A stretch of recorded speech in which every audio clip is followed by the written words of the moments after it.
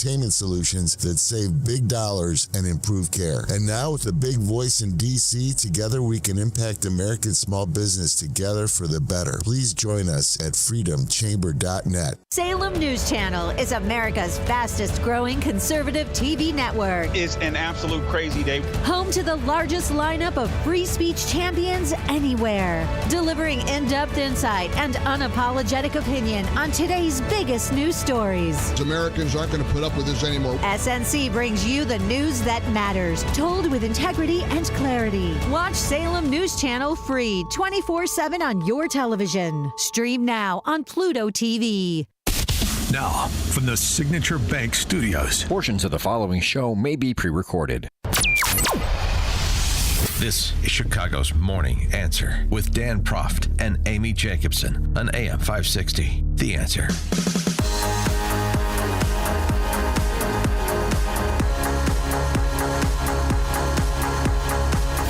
Top of the morning, Dan and Amy and Elon, or as some know him, Harry Bowles.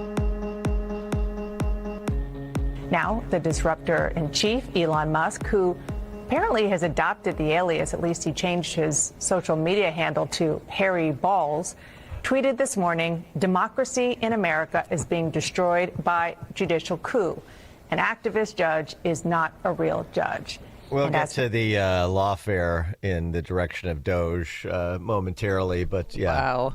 Yeah. Well, I mean, big balls, hairy balls. Spelled B-O-L-Z, by the way. Yeah, exactly. Letting people know. It's a O-B-O-L.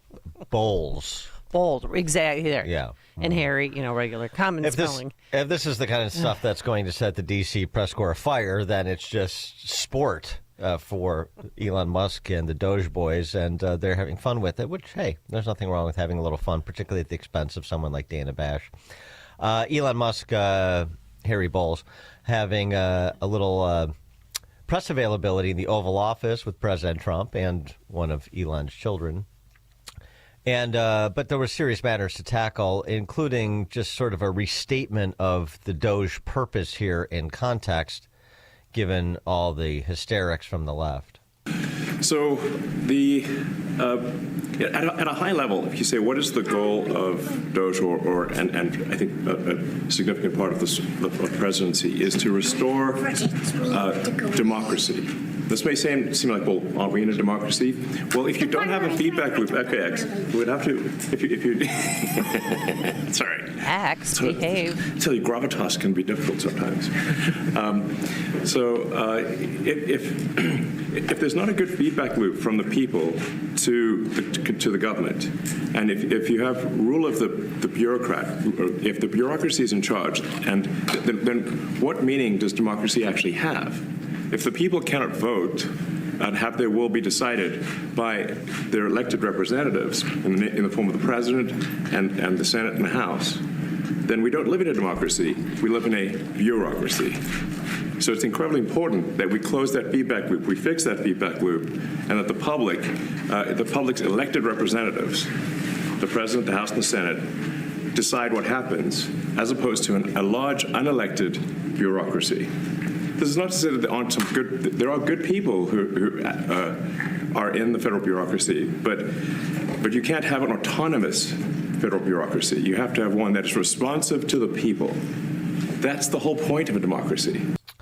Yeah, it's pretty straightforward. Democracy or bureaucracy. I like the formulation. 312-642-5600, turnkey.pro answer line. And one of the obvious ironies over the last couple of weeks, as we have had to endure the left's usual antics, is that they're screeching about unelected individuals like Elon Musk and Doge staffers, and at the same time they have ceded so much control of the federal government and thus day-to-day lives of Americans to this unelected bureaucracy that is not just unelected, but is entrenched in such a way that it is unaccountable. And this is the very straightforward and I think relatively rudimentary point that Musk is making. I don't know why this is in such controversy. It's just because he's the richest man in the world and he's a political lightning rod, that they try to hyperbolize this into a constitutional crisis, which it is not. 312-642-5600, turnkey.pro answer line. He did say something, though, that because Trump kept, pushing him forward, like, we'll talk about what you've discovered so far with federal workers and how much money they're making. And also, could you mention some of the things that your team has found, some of the crazy numbers, including the woman that walked away with about $30 million, right, etc.? Well, we do find it sort of rather odd that there are quite a few people in the bureaucracy who have ostensibly a salary of a few $100,000, but somehow manage to accrue tens of millions of dollars in net worth while they are in that position, which is, what happened at USAID. We're just curious as to where it came from. Maybe they're very good at investing, in which case we should take their investment advice, perhaps. But just there seems to be mysteriously they get wealthy. We don't know why. Where does it come from? And I think the reality is that they're getting wealthy at taxpayer expense. That's the honest truth of it. So is that an overreach of government, like finding out, well, this person has all of a sudden they have a six-figure job, but they have $30 million? Yeah, he's talking about Samantha Power. I'm not. Yeah. It's not clear that that's true from what I've read, but I'm happy to have it investigated. The larger problem, I mean, though. Right. If somebody is self-dealing, if there is a graft afoot, of course. But the larger problem is something he sort of glossed over with that statement. You're somebody who's making a salary of a few $100,000 and they walk away with $30 million. Yeah, that could be a problem in a few instances. The larger problem is you have so many people making a few $100,000. And so part of right-sizing government is not only to reduce the headcount. There's too many people working for the federal government. There's too many agencies, too many programs that shouldn't exist. The federal government has no business being involved in. But the other thing is the compensation packages for federal employees as compared to the people they're hired to serve, the taxpayers. I mean, they're completely out of whack. And I'm not just talking about sort of median income to median salary to median salary. I'm talking about like with private sector, public sector, similar sort of position in the food chain, similar responsibilities and skill set demands. And the numbers in government generally, and the federal government, of course, are just out of whack. So I hope there's some consideration as to that as well. At the end of the day, as we have talked about, you could eliminate all of the federal employees, all the salaries, and you're still not making a massive dent in the spend. This is how unwieldy and expansive and profligate the federal government, the federal Leviathan, has become. Something else that Musk, he's just giving examples because, the examples continue, especially examples that are accessible, are little things that are indicative of big things. And they keep people's attention. And remember, a massive part of the value of Doge is engaging people on something that normally, over which eyes glaze over. Oh, let's talk about fiscal responsibility. Let's talk about cutting spending. It's always talked about in generic terms. Maybe, you go back to the Tom Coburn era, the great senator from Oklahoma, and or what Rand Paul still does on an annual basis, the pork barrel book that they put out. And for a few days, people pick up some of the ridiculous things that our money is spent on, and you get some back and forth on the topic, and then it just dissipates into the ether and things continue the way they have been. This is different because you have professional staff that is on the job for this sole purpose, and you have somebody with the profile of Elon Musk that wants to talk about it, and it seems to be really enjoying doing so, and I'm enjoying his enjoyment. Elon Musk provided another example, just, again, little things that are big things. There's crazy things like just cursory examination of Social Security, and we've got people in there that are 150 years old. Now, do you know anyone that's 150? I don't. Okay. They should be on the Guinness Book of World Records. They're missing out. That's a case where, I think they're probably dead. It's my guess. Or they should be very famous. One of the two. Art in Northbrook, you're on Chicago's Morning Answer. Hey, Dan and Amy. Can you hear me? Yep. Good morning, folks. Hey, I just wanted to mention that why do we keep calling our country and the rules we live by democracy? That's more or less mob rule.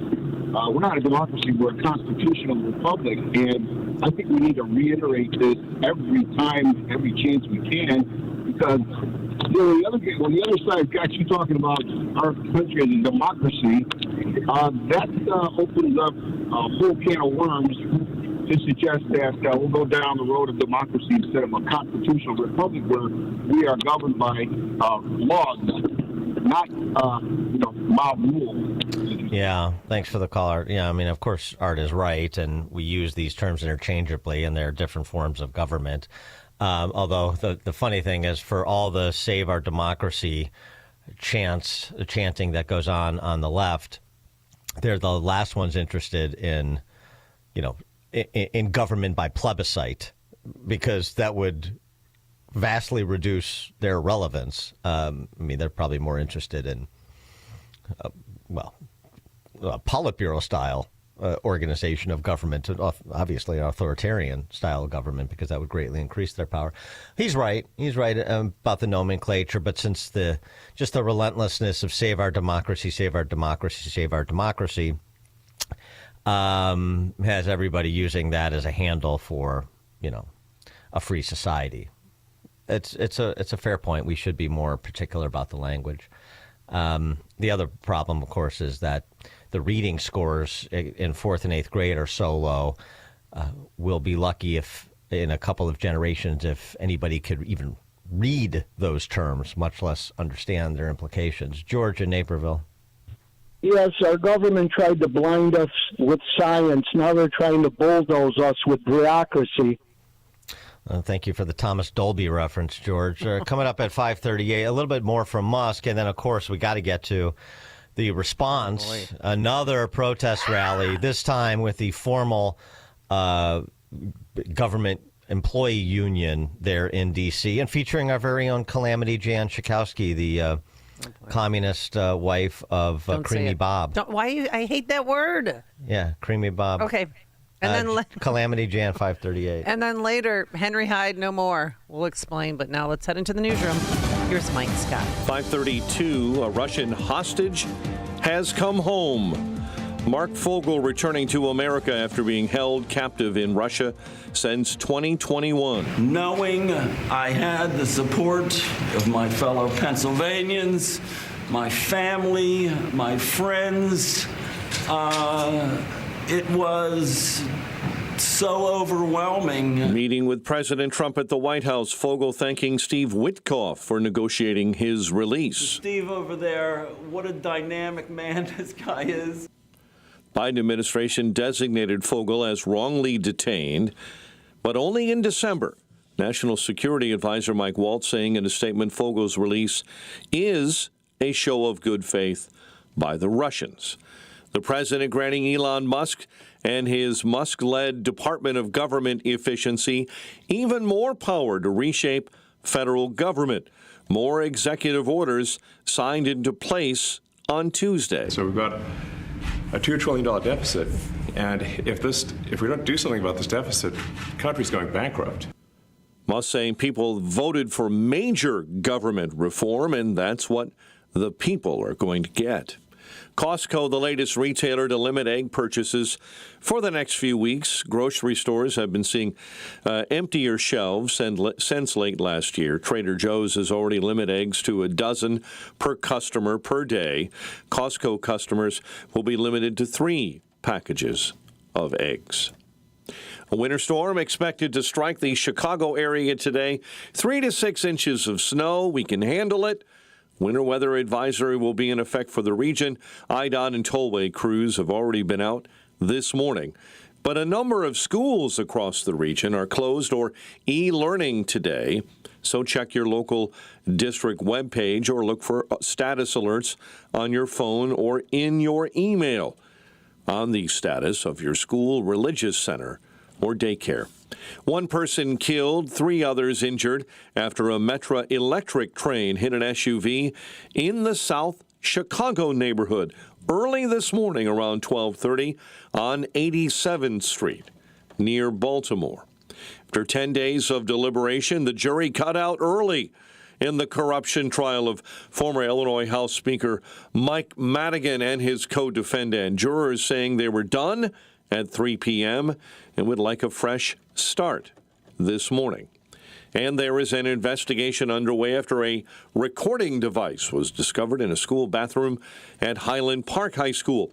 It was also determined there was evidence of prior recording in a bathroom at Edgewood Middle School. A student has been identified as the suspect in that case. Chicago sports. Bulls were dreadful in a 132-92 loss to the Pistons. Cubs confirm starter Javier Assad is dealing with an oblique strain. He'll be shut down for a few days. Fighting Illini pull away with a win over UCLA, 83-78. Other college hoops, DePaul lost to number 16 Marquette. Loyola beat Richmond, 87-80. And Northwestern lost to the Oregon Ducks, 81-75. The news is a service of Valdecas Windows for the discerning homeowner looking for high-quality and professional-level window replacement service.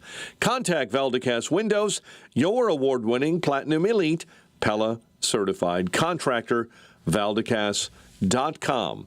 A check of traffic and weather on the way next on AM 560. Make sure that you never miss a day of Dan Proft and Amy Jacobson when you subscribe to the Chicago's Morning Answer podcast, presented by Signature Bank. Listen to the entire show each day on demand with limited commercial breaks. You can subscribe today for free at 560theanswer.com and click on podcasts or search for Chicago's Morning Answer on Apple Podcasts, Spotify, Google Podcasts, or wherever you listen to podcasts.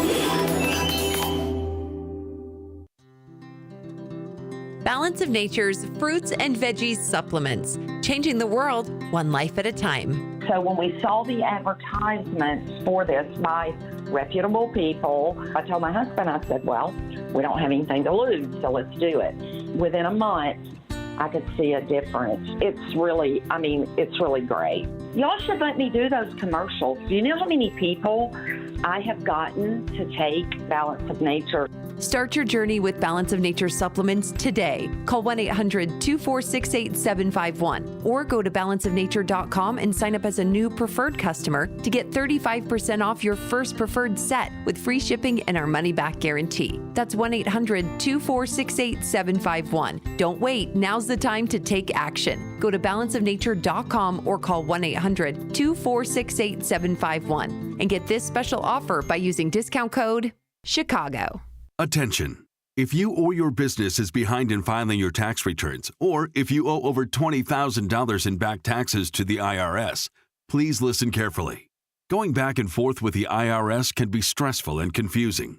The IRS doesn't joke around and will not stop their collection efforts. Don't let other companies charge you to pull transcripts. BC Tax will discreetly obtain your IRS transcripts free of charge. So, if you're tired of the IRS letters and would like to get a fresh start, BC Tax can help. Our team of tax professionals are making it easier than ever to settle tax problems for those who owe more than $20,000. We've helped thousands just like you. Call 800-214-3995 today to stop your tax problem from getting worse.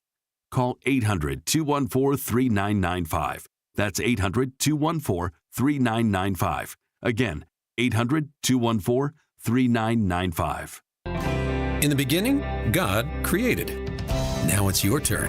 You're a creator, inspired to design and craft incredible works of art and innovation. But nothing halts inspiration faster than not having the materials you need to bring your vision to life. K&S Precision Metals understands the power of creation. So they provide the materials to help you make your masterpiece. From brass, aluminum, copper, and stainless steel tubing to wire, rod, sheets, and foil, their vast selection of pure, high-quality metals is designed to meet your needs from start to finish. No lead, no fillers. Just materials you can trust to elevate your project. Whether you're a professional or hobbyist, their products are trusted by the medical and movie industries and creators like you, providing high-quality metals to a world of endless possibilities. K&S Precision Metals has been family-owned and operated in Chicago for 78 years. Most orders ship within a day, so you can get back to creating faster. Order directly at ksmetals.com. That's ksmetals.com. Our materials, your creations. If better health, more energy, and detoxing your body are some of your priorities this year, get Active Liver today. You can find Active Liver in stores at your local CVS or online at Amazon or NewNordicUSA.com. 5:39, Team Hochberg Traffic Center time, a service of AlmostFreeTeeth.com. Let's get to it. CTA Redliners, you've got problems, delays of uncertain duration on the inbound trains down to 95th. Big delays. Don't know exactly why, but expect delays on the red line this morning. Edgebrook, accident on the northwest side of Chicago. Devon and Caldwell. South side of Chicago, 87th between Baltimore and Burley shut down. That's all due to that accident we told you about involving an SUV struck by a Metra electric train around 12:30 this morning. Overpaying for dental implants is over if you have medical PPO insurance. Check if you qualify at almostfreeteeth.com. Chicago's Morning Answer with Dan and Amy continues next. Now your official Chicagoland weather forecast. Snow 1 to 2 inches throughout this day, high 29. Overnight snow, some of that very heavy, 3 to 6 more inches. So we'll call it 4 to 8, depending on where you're at. Less snow to the south, more snow to the north. Travel could be slow overnight with a low of 13. Frigid tomorrow, plenty of sunshine though, breezy, high near 18. Light snow and 20 at O'Hare, 26 in Midway. Your next news update is at 6. Chicago's Morning Answer continues next on AM 560, The Answer. Now, from the Signature Bank Studios. Only the biggest stories, only the biggest guests, and only the biggest opinions. This is AM 560, The Answer. Top of the morning, Dan and Amy talking about Doge. And if we could just clear the deck on a couple of matters here. The profligacy of the federal government and the widespread knowledge about said profligacy. Everybody knows this. You hear sort of these mealy-mouthed concessions. Yes, the government does waste some money, and yes, it could be a little bit more efficient, but There's always a but. No, the concession is nowhere near the scope that it needs to be, and details. Sort of the concession is used as, of course, but don't focus on that. Let's focus on this constitutional crisis, which is the other thing we need to clear the deck on, because it's not a constitutional crisis. In fact, the Wall Street Journal has a good op-ed on the topic this morning, talking about sort of the three buckets of activities emanating from the executive to date, and we'll get to that. But everyone knew this, and those with the power of the purse that they're brandishing around did nothing. Republicans and Democrats. And the D.C. press corps, they knew about it too, because they've been reporting on it for years and years and years. And I'm not talking about a few shekels for some bridge in some bridge in some jerkwater district, some hillbilly congressman. Just the normal pork. We'll put a swimming pool in your district if you put a park in mine. All that stuff that goes on at every level of government. We're not talking about that. We're talking about systemic, massive waste, fraud, and abuse, if you can stomach that bromide. Government has wasted nearly $3 trillion in taxpayer money nearly since $170 billion in improper payments last year. $247 billion. Billions blown on improper payments. Made to people that should not have received them. Overpayments, payments to the wrong recipient. Dead people received more than $530 million last year in pension payments. Medicare paying $47 billion. Hundreds of billions of dollars. Medicaid improperly issuing $81 billion. $644 million was fraud. And $764 billion under 3 years of the Biden administration. These improper payments have piled up to a total of $2.8 trillion. $14 billion per month, or enough to pay for 5 years of U.S. foreign aid to all countries. For every man, woman, and child across the country, it was $850. Now, who is receiving these payments? Well, in some instances, dead people. Yeah, you just heard about the 150-year-olds that are still on Social Security. Must be nice. So that's the one thing. All of this phony surprise about the systemic rot in the federal government and how expensive it is to finance that systemic rot. That's number one. The constitutional crisis is the second issue. And just per that editorial about Trump's activities to date, and Vance's tweet too. I mean, it's just really ridiculous. J.D. Vance tweeted out, if a judge tried to tell a general how to conduct a military operation, that would be illegal. If a judge tried to command the attorney general in how to use her discretion as a prosecutor, that's also illegal. Judges aren't allowed to control the executive's legitimate power. And this is in response to these decisions coming from federal judges and an appellate court now that has declined to unfreeze the freeze that a federal judge has essentially ordered with respect to the funding of various agencies that is being cut and or repurposed. In addition to that, I mean, these orders are absurd.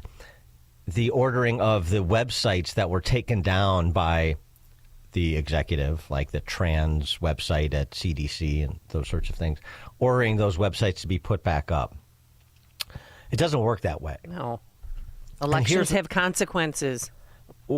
Here's what the Journal offered in terms of what Trump has done so far. And this is very good because it compartmentalizes it nicely. There's three categories. None of them constitute constitutional crisis. The first category is the administration's decision to pause discretionary spending to ensure that the blob complies with Trump's priorities. And then you had all the Democrat states attorneys general sue, saying this is illegal, including Illinois' very own Kwame Raoul. The administration is appealing. Judges can't force a president to spend money that Congress has left to his discretion. Most of the spending programs don't include concrete disbursement deadlines, writes the Journal. If Trump is violating the law, so is the Biden administration, which delayed dispersing grants under the 2021 infrastructure bill and 2022 Inflation Reduction Act to review applications and attach conditions. What Trump is doing is no different. Government unions challenging Trump's buyout offer for federal workers on the grounds that Congress hasn't funded them. That doesn't make it illegal. If Trump later doesn't pay these workers per the terms of a buyout, then they could sue in federal claims court. Unions challenging Trump's Schedule F forms, removing civil service protections for some high-ranking career employees.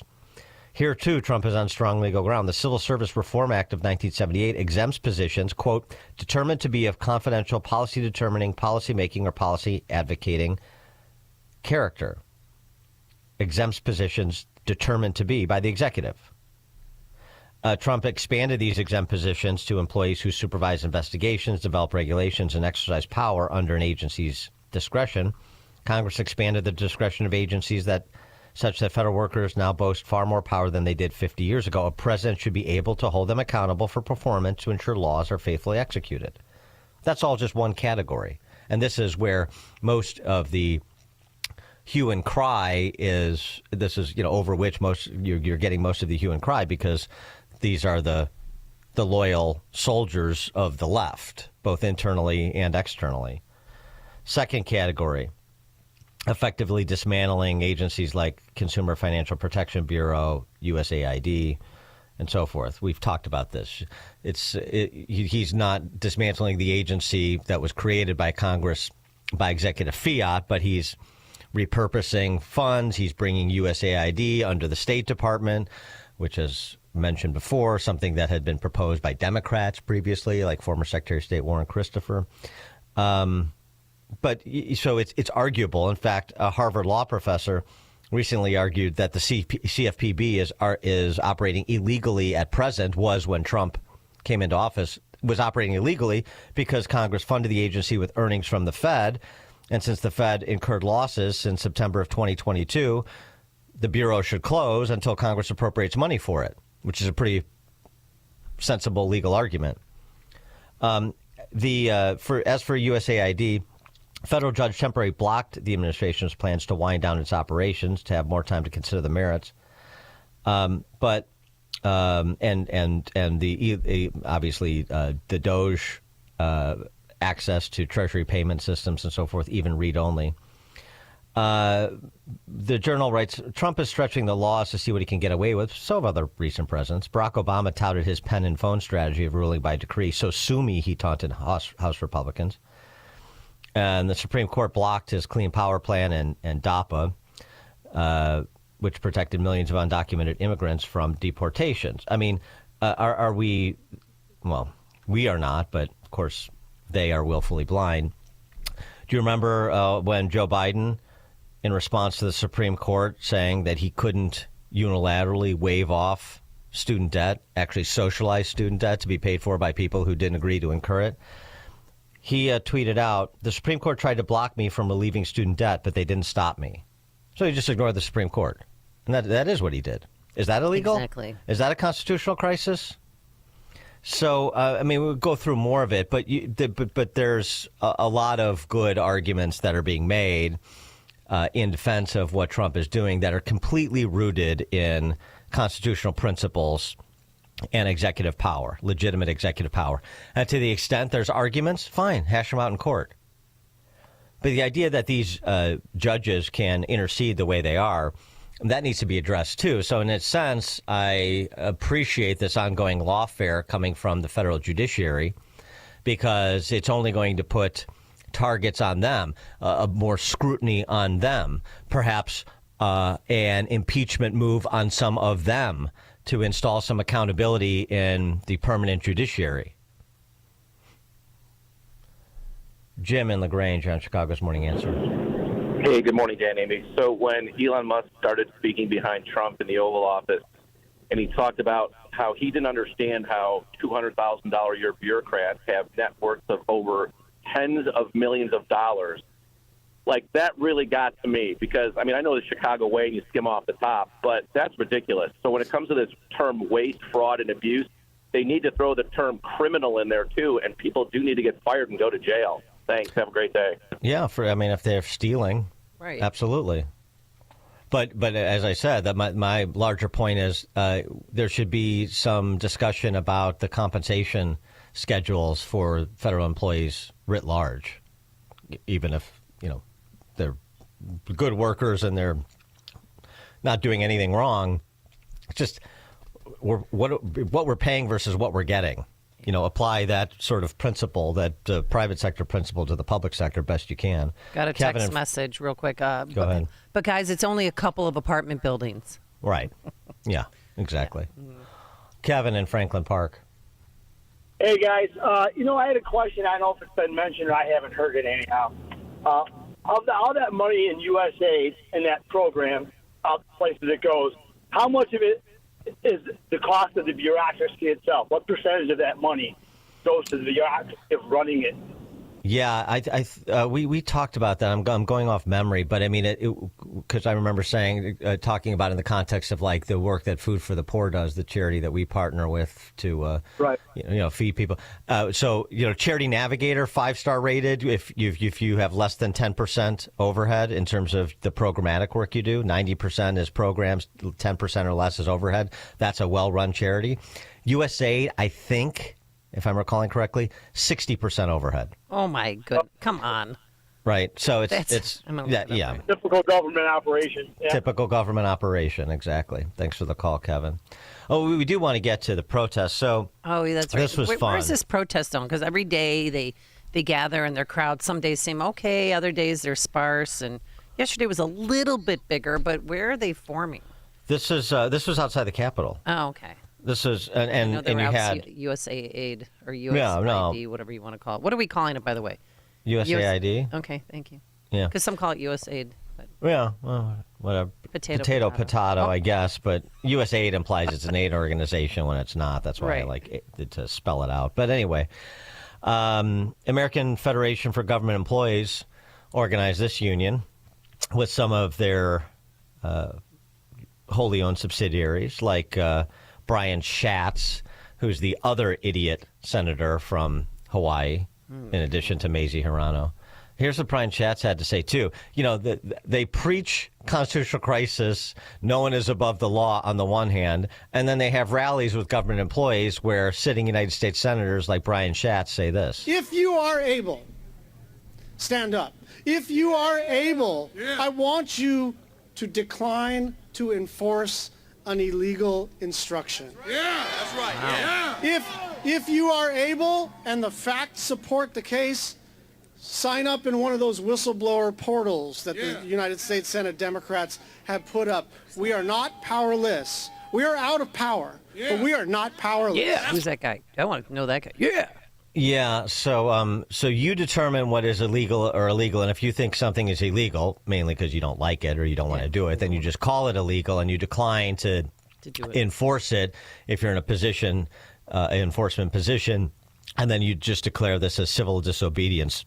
And then you run to Pagliacci Schumer's whistleblower portal and seek protection from the Senate and House Democrats. By the way, those portals the Senate Democrats set up, not only are they superfluous because there's already a formal nonpartisan whistleblower system, they're potentially counterproductive to actual whistleblowers because the whistleblower statute requires very specific steps to be taken about who you can go to as a legitimate reporting entity to make your claim and provide your evidence and have it reviewed and so on and so forth, so it doesn't become this partisan football that Brian Schatz and Chuck Schumer want it to be. The great vanguard of our quote-unquote democracy, constitutional republic. There they are. And, of course, here's someone we've never heard from before. Yeah, I think she's auditioning to be one of the Spice Girls. Maxine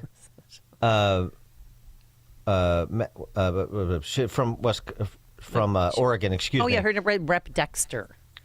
Maxine Dexter, yes. Representative Maxine Dexter. 52-year-old mother. Wow. She's getting a little lippy. She's a pulmonologist. Oh, she's actually a medical doctor. This is incredible. Take a listen. I've been told I have 30 seconds, so I am going to tell you that we do have to. I don't swear in public very well, but we have to Trump. Woman.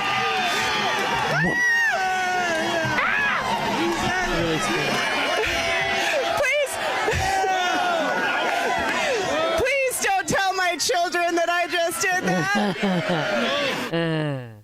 We have to F Trump. That's weird. I know it's kind of creepy. I mean, she's trying to be funny, you can tell, and she loved the attention. She's like, "Oh, me? You looking at me because I use a vulgarity?" But well, I mean, also just the decor. I'm sorry. You want to have sex with Trump? Oh, hey-oh. Well, that's what. Well, okay. Yeah, you F somebody over. You can You don't okay. F some. It's what. Calamity Jan Schakowsky followed that act. She is the wife of Creamy Bob, a convicted felon. She was an unindicted co-conspirator in the check kiting that the family was doing. Anyway, Calamity Jan's still out there fighting the good fight. This is great. You are the ones that make the government work. You are the government. You are the people make things happen. And we are going to win if we have our faith, if we have our strength, and we are going to beat. I was going to say, but no, we're not. No, I'm not going to say that. No, we are going to beat, and we're going to pull him down. And then they got together for a little ditty that they penned. Oh, which side are you on? Which side are you on? The key of G. Me, which side are you on? Which side are you on? We'll fight against Doge. We'll fight Elon Musk. No evil scab within our walls. We'll fight from dawn to dusk. Oh, which side are you on? Which side are you on? Come on, everybody. Tell me, which side are you on? Which side are you on? We'll have a sing-along a little bit later in the show, but it's 6:06. Tom Homan has a message for leakers of ICE Operation 6:06. Weren't they supposed to be at work yesterday while they were singing? It is now 6 a.m. WIND Chicago. He went from a Russian prison to a White House homecoming. I'm Dave Anthony, Fox News. President Trump is a hero. Mark Fogel, a school teacher, kissed the ground when he got off his freedom flight from Russia. He was arrested for carrying medical marijuana in Russia back in 2021.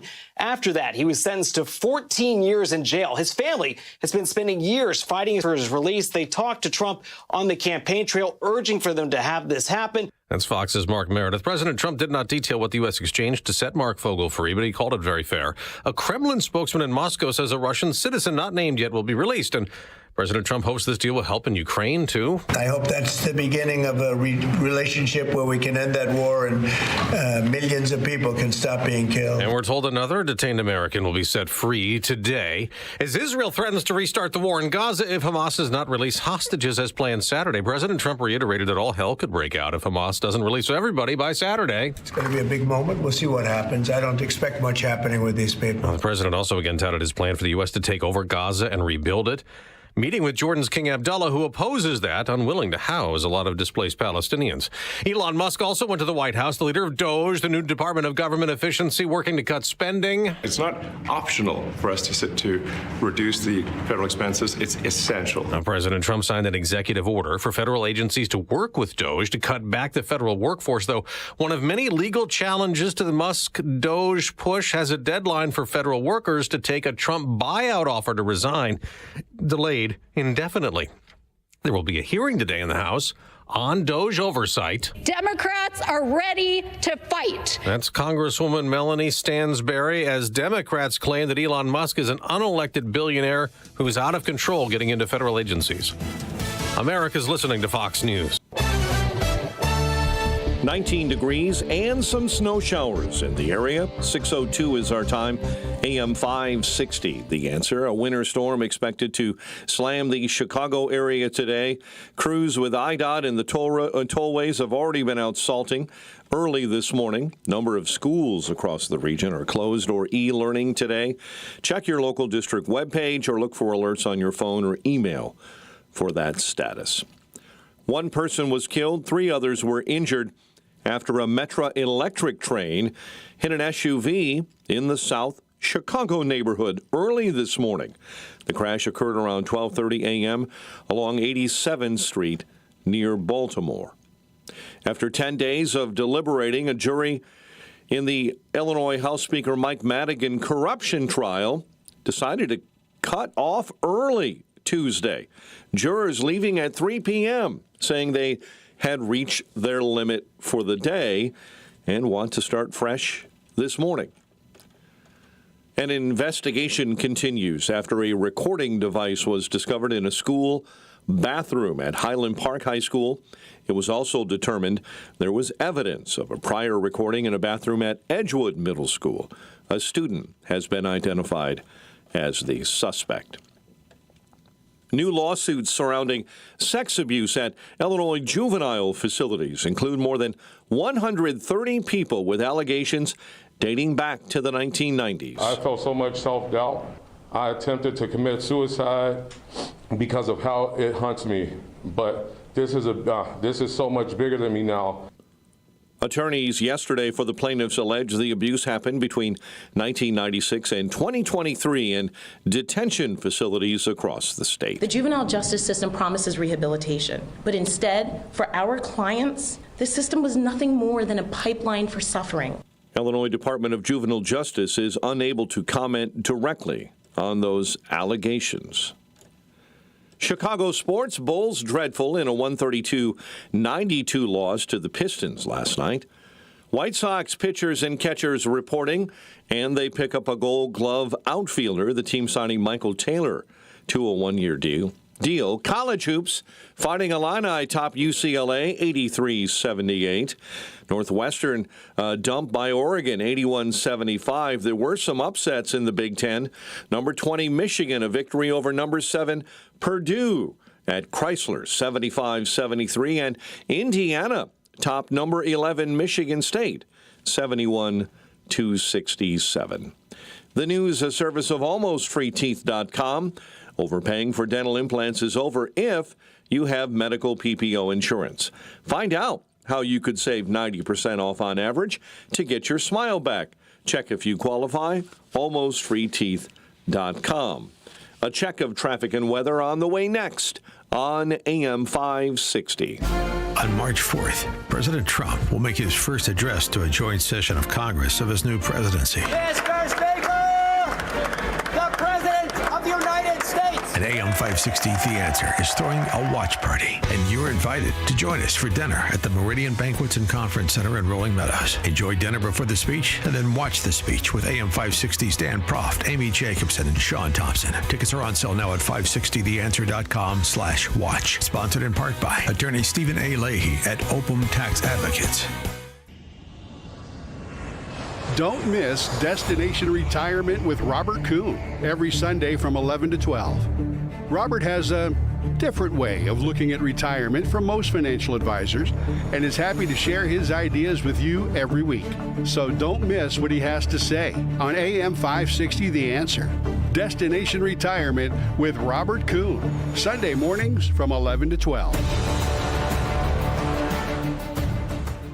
As a local business owner, you get called every week by marketing companies. We get it. We have hundreds of satisfied customers. Here's what a satisfied client recently said. Open enrollment is going great. We're hitting record numbers. Thank you so much for this report. It really is amazing to see how the marketing is really shaping our enrollment around the city. If you're a local business and ready for the next step, visit surroundchicago.com right now. Our experts are ready to help you take your marketing to the next level. Visit surroundchicago.com today. You said bye-bye to big government. Now it's time to trim the fat from big wireless. Pure Talk gives you the exact same service. They use the same cell towers, the same 5G network. You get better customer service, and you pay half the price for the exact same thing. Get unlimited talk, text, 15 gigs of data with mobile hotspot for just $35 a month. Make the switch. You simply dial pound 250. You say the keyword save now. Save an additional 50% off your first month. Pure Talk, America's wireless company. Why pay more for prescriptions? Stop overpaying and start saving with SingleCare. It's easy. Find your prescription on singlecare.com, show the coupon at the pharmacy, and start saving. SingleCare works at pharmacies nationwide and is completely free to use, whether you have insurance or not.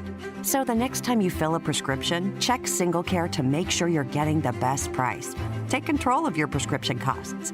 Go to singlecare.com or download the free app today. When you're hiring, have you ever felt like you're missing out on meeting great candidates? Well, they're not hard to find when you go to ZipRecruiter. ZipRecruiter helps 10 million people with their job search every day. people who are actively looking for jobs like yours. So it's easy to find the right person fast. 4 out of 5 employers who post on ZipRecruiter get a quality candidate within the first day. Try ZipRecruiter for free at ZipRecruiter.com/free. That's ZipRecruiter.com/free. Salem News Channel is America's fastest growing conservative TV network. It's an absolute crazy day. Home to the largest lineup of free speech champions anywhere. Delivering in-depth insight and unapologetic opinion on today's biggest news stories. Americans aren't going to put up with this anymore. SNC brings you the news that matters, told with integrity and clarity. Watch Salem News Channel free 24/7 on your television. Stream now on Pluto TV. 6:08 Team Hochberg Traffic Center time, a service of Fox Valley Coins. Watch out on the northwest side, Edgebrook neighborhood, Devon and Caldwell. Report of an accident. CTA Blue Line service has been suspended for the moment. Inbound right at Addison. It's all due to a mechanical problem on a train, so Forest Park-bound Blue Line trains are standing still right now. 394 South Suburbs. Accident southbound right at Sauk Trail. Fox Valley Coins in Naperville is easy to get to off I-88 and Route 59 in Naperville. Family-owned integrity since 1981. FoxValleyCoins.com. Chicago's Morning Answer with Dan and Amy continues next.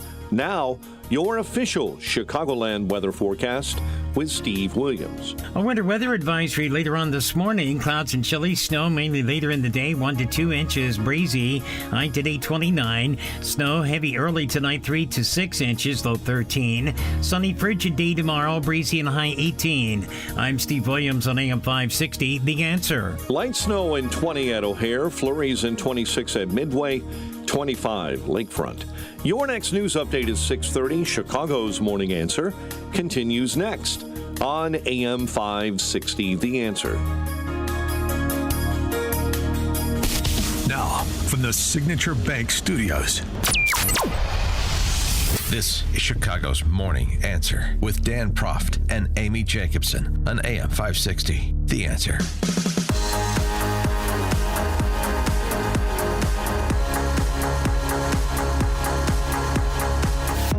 Top of the morning, Dan and Amy. So it happened. Of course it did. The story we spoke about on Monday that Jeannie Ives had unearthed, tackled on her show on Sunday evening on these airwaves, and then we picked it up. Henry Hyde, the towering political figure in DuPage County and, frankly, in Congress. Yeah. Former Congressman Hyde, whose name adorned the judicial building in DuPage County. The DuPage County Board, the left always using the power it has and trying to use power it doesn't have at the same time. Not in this case, but that's generally speaking their disposition, whereas Republicans are often afraid to use the power they legitimately have. It's one of the big chasms between the two parties that has closed at the federal level, thanks to Trump, not so much at the state level. 10-5 was the vote to remove Henry Hyde's name from the judicial building in DuPage County government as anticipated. 312-642-5600, turnkey.pro answer line. And the board president, Chairman Deb Conroy, I mean, what a coward. If you're going to bring a measure forward, just, own it. Then that's the thing. She didn't own it. She didn't say, well, this was my idea. She blamed it on somebody else. Grow up. It wasn't something that was on my radar, to be honest with you. Uh-huh. It was something that I was asked during my campaign. And I said that, yes, I would do that. And I am a woman of my word. That is such a bold jive answer because, I'm not believing this alleged friend. It's, it's like Mateo's a girlfriend that came forward and said, oh, by the way, that's offensive because Henry Hyde wasn't for abortion. So we need to take his name off. Even though he was a congressman for 30 plus years here in the 6th Congressional District, let's just erase him.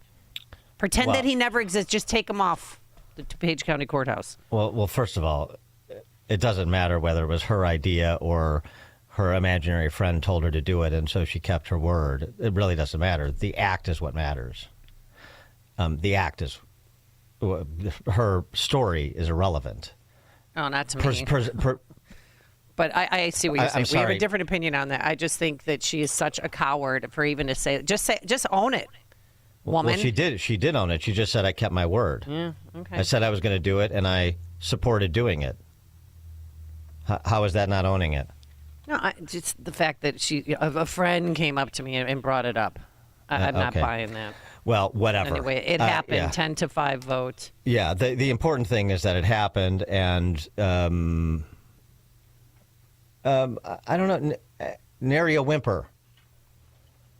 I mean, I assume some people, some Republicans, either showed up or called in their representatives. By the way, DuPage County Board's 12-6, I think, is the split, Democrat to Republican, in case you didn't know.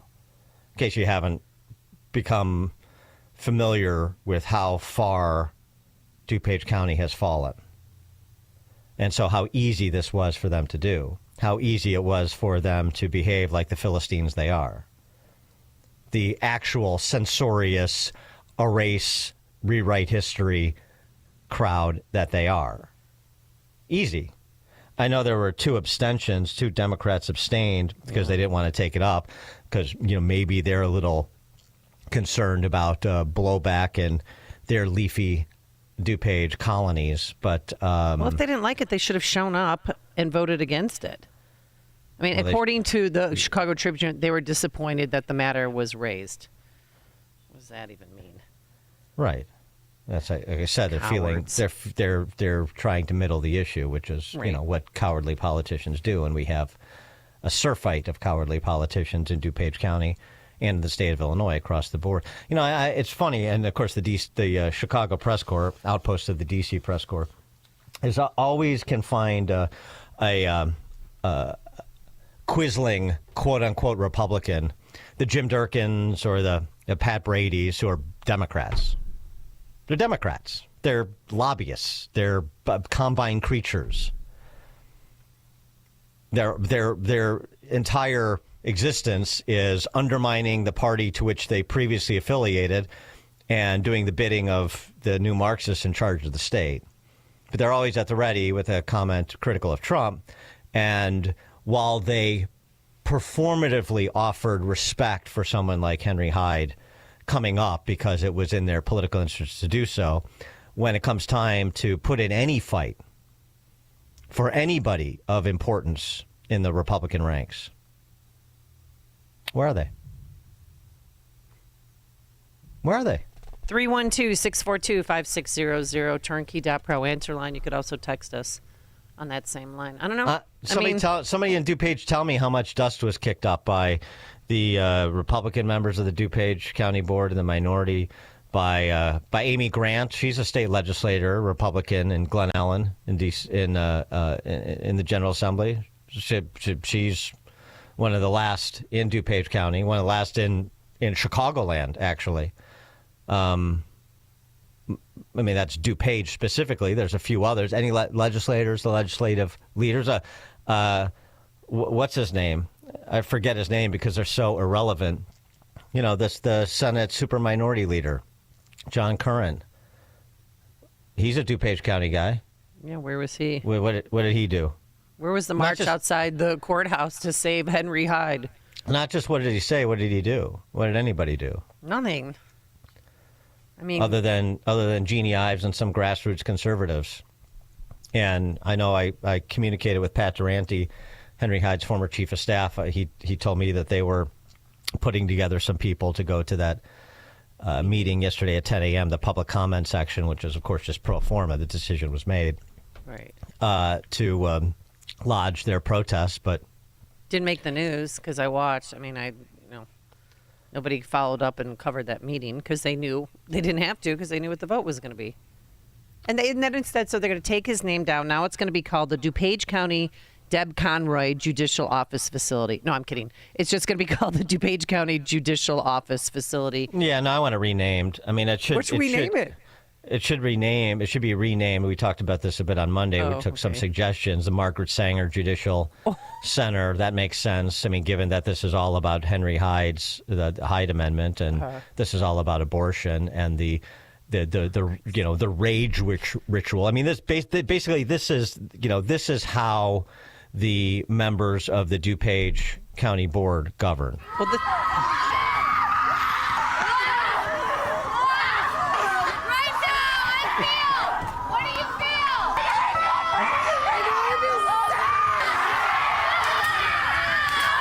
That was taken from an actual DuPage County Board meeting, and those are the men.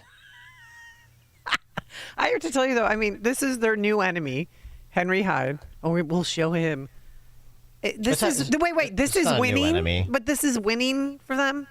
Like, what else are they going to do? Well, what can we do? We're kind of powerless right now, so what can we do right now? Oh, let's change the name of the DuPage County Courthouse from Henry Hyde to something else, and we'll give the family a plaque at their next board meeting, because that's what they're going to do. His son and daughter-in-law are still around the area, and that's how they're going to remember Henry Hyde. Well, I hope his son and daughter-in-law don't dignify that ridiculous that ridiculous show. I mean, that's what this is, of course. Anything that that was venerated by commonsensical, decent people who love this country, they will attack. They will tear down. That's what they're doing. I mean, Henry Hyde, first of all, yeah, he was a champion for human life from conception to natural death. Yeah. Well, that's a good thing, by the way. In addition, but he also was somebody that, they forget, don't know, don't care. I mean, even though I disagreed with this because it's a boondoggle. I mean, do you remember Henry Hyde working with Jesse Jackson Jr., that North-South partnership to try and get a third airport in Peatone? Mm-hmm. Because Henry Hyde was basically responding to his constituents over flight paths that live over flight paths at O'Hare and the noise issue. And, of course, Jesse Jackson was looking for economic development, and airport is not economic development. That's not how you do it. But anyway, in the south suburbs in his area. And so they did this North-South partnership to try to push the airport. Now, again, I disagree with it because it's bad economics. But I mean, Henry Hyde was like the sort of, politician, sort of like today, I would say. How would you compare him to who? Because he reached across the aisle a lot. Well, he just was a thoughtful, congenial guy, and he would work with people to advance the interests of his constituents as he saw them, which is, the job. And I just felt about him, it was never about him. Like, he was never doing this for his own self-interest. He wasn't flamboyant. He was just hardworking. He's very sharp. He's very, very smart. He's very intellectual. Like John Kennedy, Senator John Kennedy from Louisiana reminds me a little bit of Henry Hyde. Oh. I mean, he's not like he doesn't have sort of that Matlock persona that John Kennedy has, but just in terms of like cutting through the BS, being affable. He's not hyperbolic. He's not over the top. He's willing to work with people. Whoever is making sense, he's willing to move in that direction. I mean, that's how Henry Hyde was. And if you grew up in DuPage County, I mean, as I've said before, I'll say again. I mean, he was a towering figure because he was somebody that put Illinois and Illinois conservatism on the national map. Mm-hmm. And now. Just an honorific for Henry Hyde. I'm sure he wouldn't have cared one way or the other. He didn't need his name in lights. He wasn't that guy. No. But it's something that was like something to remember, somebody who had such an impact, was such a leader in the region on important issues, not including the life issue, but not exclusive to that. But these people, as I said, are cretins. Yeah. And it's unfortunately it's cretins electing cretins, and the decent people in DuPage, there's either not enough of them or not enough of them who care to stand up to the cretins, or some combination of the two. I mean, please. And the Hyde Amendment. I mean, I know that it took effect in 1980, but it banned the use of federal funds to pay for abortions in all other cases except rape, incest, or to save the life of a woman giving birth. And are you ready for this? So Conroy told the Tribune yesterday, quote, "This was in direct response to women who were marginalized or reminded of the Hyde Amendment when they walked into the courthouse. Yeah, no, I know. It's always about the trauma, the alleged trauma. I also got this note about the public comment time. Okay. The county board did not extend the public comment time. One board member saying he has never seen the county board not extend the public comment time if not everybody got the chance to speak. But of course, let's follow the letter, not the spirit of the process, and move this thing along and be done with it. And Deb Conroy, as our friend Jim from Lyle pointed out, borrowing a favorite phrase of mine, room temperature radical. Room temperature radical. Oh, she presents as, she's moderate and reasonable and, just another suburban mom. It's just a suburban mom looking to contribute to her community, to serve her community selflessly, because that's the only way politicians serve, is selflessly. That's who she is. No, it's not. She's a hack. She was a Madigan roll call vote in the General Assembly, and she is in service to these Philistines that just did what they did with her under her leadership. Text message, Dan and Amy and Kern had nothing to say about Hyde, but he found his voice to slam Trump's pardon of Blago. The state's going in the toilet, but he never has anything to say about that. He's a fraud. Yeah, no, that's a fairly good summation, and well, I don't know. Well, we got someday somebody will come along, maybe. Yes, Dan and Amy, name the DuPage County Courthouse the Leslie Sadowski Fugit Center for Diversity, Equity, and Inclusion. Yeah, Leslie Sadowski Fugit, the cretin who's on the board of the DuPage, the Downers Grove Village Board. Yeah, sure. That's from the Amish texter. Yeah, I mean, maybe you just put together, a wall of heroes of all the Kasten and Sadowski Fugit and Deb Conroy, Rothel Judicial Center. Who else? There's so many that you can add to now, because DuPage County has turned their government over to these anti-Western civilization goons. That's what they've done. And this is just the latest insult that will, you'll hear a little bit of hand-wringing over it. And then everybody will just go back to taking it in the backside. Yeah, and who and what are they going to go after next? Because, they're always planning and plotting to make somebody's life miserable who doesn't get along or who doesn't go along with their politics. Dan and Amy, Chicago's Morning Answer. Listen to Dan and Amy on your smartphone. Download the AM 560 mobile app today at 560theanswer.com/mobile. Jeff Tishlar, author of High Tech versus the Highest Tech, has shared his knowledge of the spectacular things that we see in nature as opposed to what man has created, and how this should inform one's faith.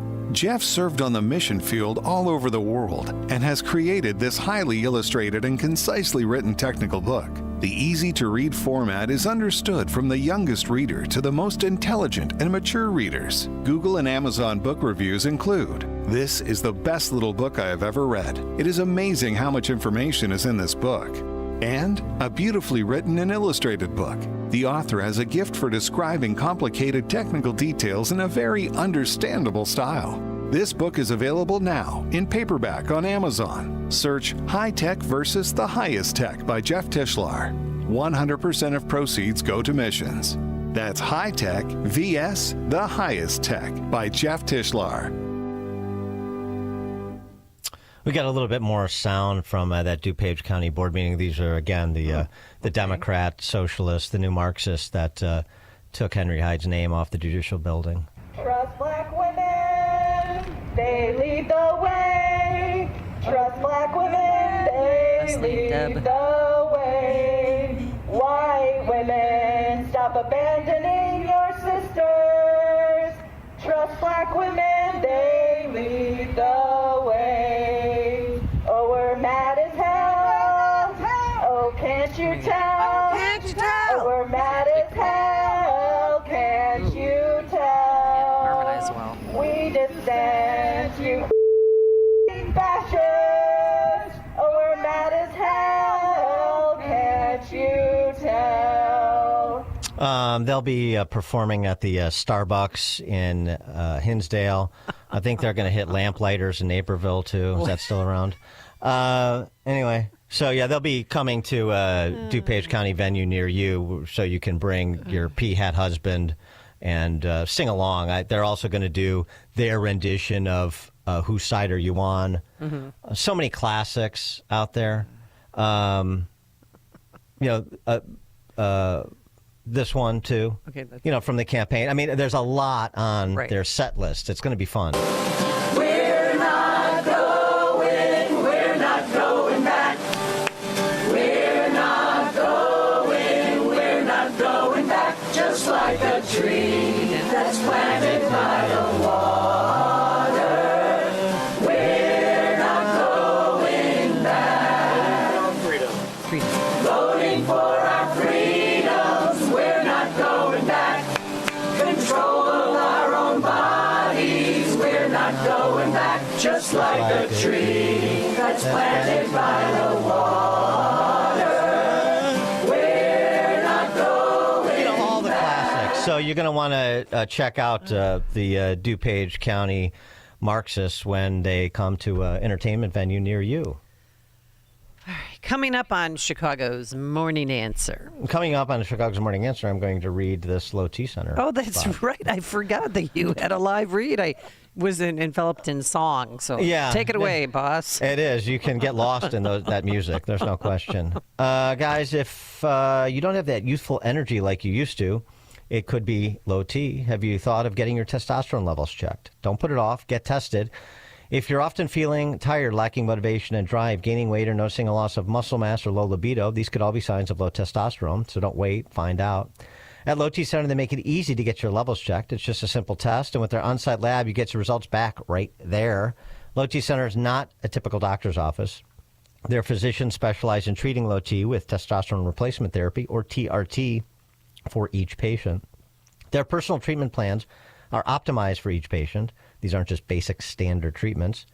For current patients, Low T Center offers you a $150 referral credit for each new patient you refer. And at Low T Center, you can also get your health evaluated for treatment with prescription GLP-1 weight loss medications. So get back to your best. Visit lowtcenter.com to book your appointment today.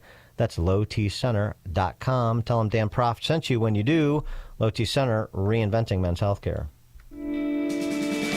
Why do so many companies count on Riverdale Plating and Heat Treating? Consistent high level of quality, an ISO certified and A2LA accredited heat treating, electroplating, fastener sorting, and packaging job shop. Riverdale Plating and Heat Treating meets and exceeds client specifications. Whether a high volume or a small production run, their processes ensure a job well done. Celebrating their 15th anniversary this year, they specialize in metal fasteners and stampings for automotive and other industries. And with a newly expanded sorting department, there are many sorting and packaging options to meet your needs. Riverdale Plating and Heat Treating serves customers in Illinois, Indiana, Michigan, Ohio, Wisconsin, and Tennessee, with easy access to all forms of transportation from an automated facility in Riverdale, Illinois, just 15 minutes southwest of Chicago. Want consistent quality? Call Riverdale Plating and Heat Treating, 708-849-2050, or visit riverdalePHT.com. AM 560, The Answer. All right. Coming up on Chicago's Morning Answer. We'll see if we can get Wisconsin Senator Ron Johnson to join us and a sing-along of some of these protest songs at 6:36. That'll be fun. We'll find out whether or not he can carry a tune. But now let's head into the newsroom. I don't know, Mike. I'm hearing anywhere from 3 to 12 inches. What 3 gives? to 6. Sorry, no, it's 3 to 6. Sorry, Dan Proft. I got to call you out here. Uh-oh. What? Lamplighters is in Palatine.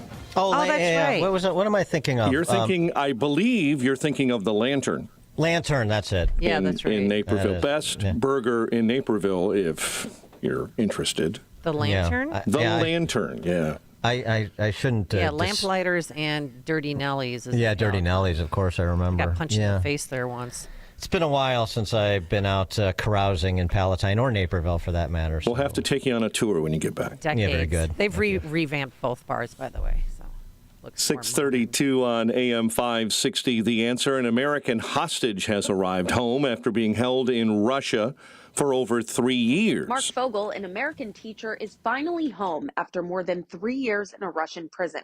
He arrived at the White House last night draped in an American flag, where he was welcomed by President Trump. Fogel was wrongfully detained at a Russian airport back in 2021 for drug possession and sentenced to 14 years in prison.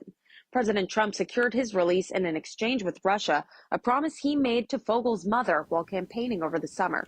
The details of that exchange are still unknown, but the president says it was very fair and very reasonable.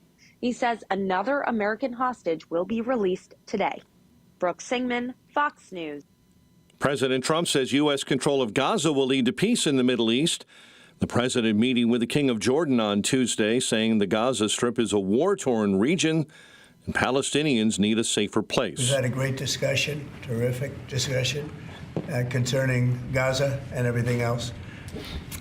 We had discussions also about Saturday at 12 o'clock. It's going to be a big moment. We'll see what happens. I don't expect much happening with these people. The king is against Trump's proposal, but did agree to take in 2,000 Palestinian children. An atmospheric river could bring dangerous weather to California. Fast-moving storm off the Pacific coast could dump several inches of rain. 14 nominees for the 2025 Rock and Roll Hall of Fame have been announced this morning, including this guy, Billy Idol, Fish, Cyndi Lauper, Mariah Carey, Chubby Checker, The White Stripes, Bad Company, The Black Crowes, Joe Cocker, and Outkast, all nominated today. Fan voting is open and runs through April 21st. A winter storm expected to hit the Chicago area today. Crews with IDOT and the toll roads have been out salting early this morning. A number of schools across the region are closed or e-learning today. The name of the late former Congressman Henry Hyde is being scrubbed from the DuPage County Courthouse. My father didn't do anything to deserve being canceled, and that's what this resolution aims to do. It's an attempt to erase and rewrite history. As elected officials, you have to be better than that. Hyde's son, Anthony, at yesterday's board meeting, the progressive Democrat-controlled DuPage County Board, voting yesterday to remove the late Republican congressman's name from the building and related offices. The move is a slap at Hyde's pro-life legacy and was widely panned even by Democrats in Illinois and around the country. Bulls were dreadful in a loss to the Pistons, 132-92. Cubs confirmed that right-handed starter Javier Assad will be shut down for a few days with an oblique strain. College hoops, Fighting Illini win over UCLA. Northwestern lost to Oregon. Other college hoops action, DePaul lost to number 16 Marquette. Loyola a win over Richmond. And some big upsets. Kansas State, top number 13 Arizona. Indiana beat number 11 Michigan State, and number 20 Michigan, top number 7 Purdue. The news, a service of Low T Center. If you're not feeling the same energy anymore, testosterone therapy, or TRT, may be the answer. Look for personalized treatment like you'll get with the TRT experts at Low T Center. Go to lowtcenter.com to book your appointment. A check of traffic and weather on the way next on AM 560. Mike Gallagher is excited about what he sees from his president. I have never had so much fun coming into work as I am now these days. 1 week into the Trump administration, Trump 2.0, I can't get to work fast enough. There was some traffic today driving into work. I thought, no, don't slow me down. I got to get into work. We got to take to the airwaves. There is so much happening. The Mike Gallagher Show, weekdays at 9, right before Dennis Prager at 11 on AM 560. The Answer. While Dennis Prager is recuperating, we know you miss your daily dose of Dennis. That's why Pragertopia is giving you a special gift. Right now, Pragertopia members can hear the best 2 hours of Dennis's favorite segments from as far back as 2010. On Monday, you can hear the Happiness Hour. Life, liberty, and the pursuit of happiness. That's what I'm about. Tuesday is Celebrity Guest Day. Donald Trump Jr. is in studio with me. On Wednesday, it's the Male-Female Hour. I really do wish there were a way to ascertain the number of marriages that this hour has helped. Thursday, the Ultimate Issues Hour. Not having ultimate issues clarity is like having a map, but you don't know where you're going. And Friday is Open Lines. Feel free to ask me anything about me, about you, about life. So if you're missing your daily dose of Dennis, go to Pragertopia.com and hear all your favorite segments, along with lectures, celebrity interviews, his famous Torah teachings, and more. Get your daily dose of Dennis at Pragertopia.com. Pragertopia.com.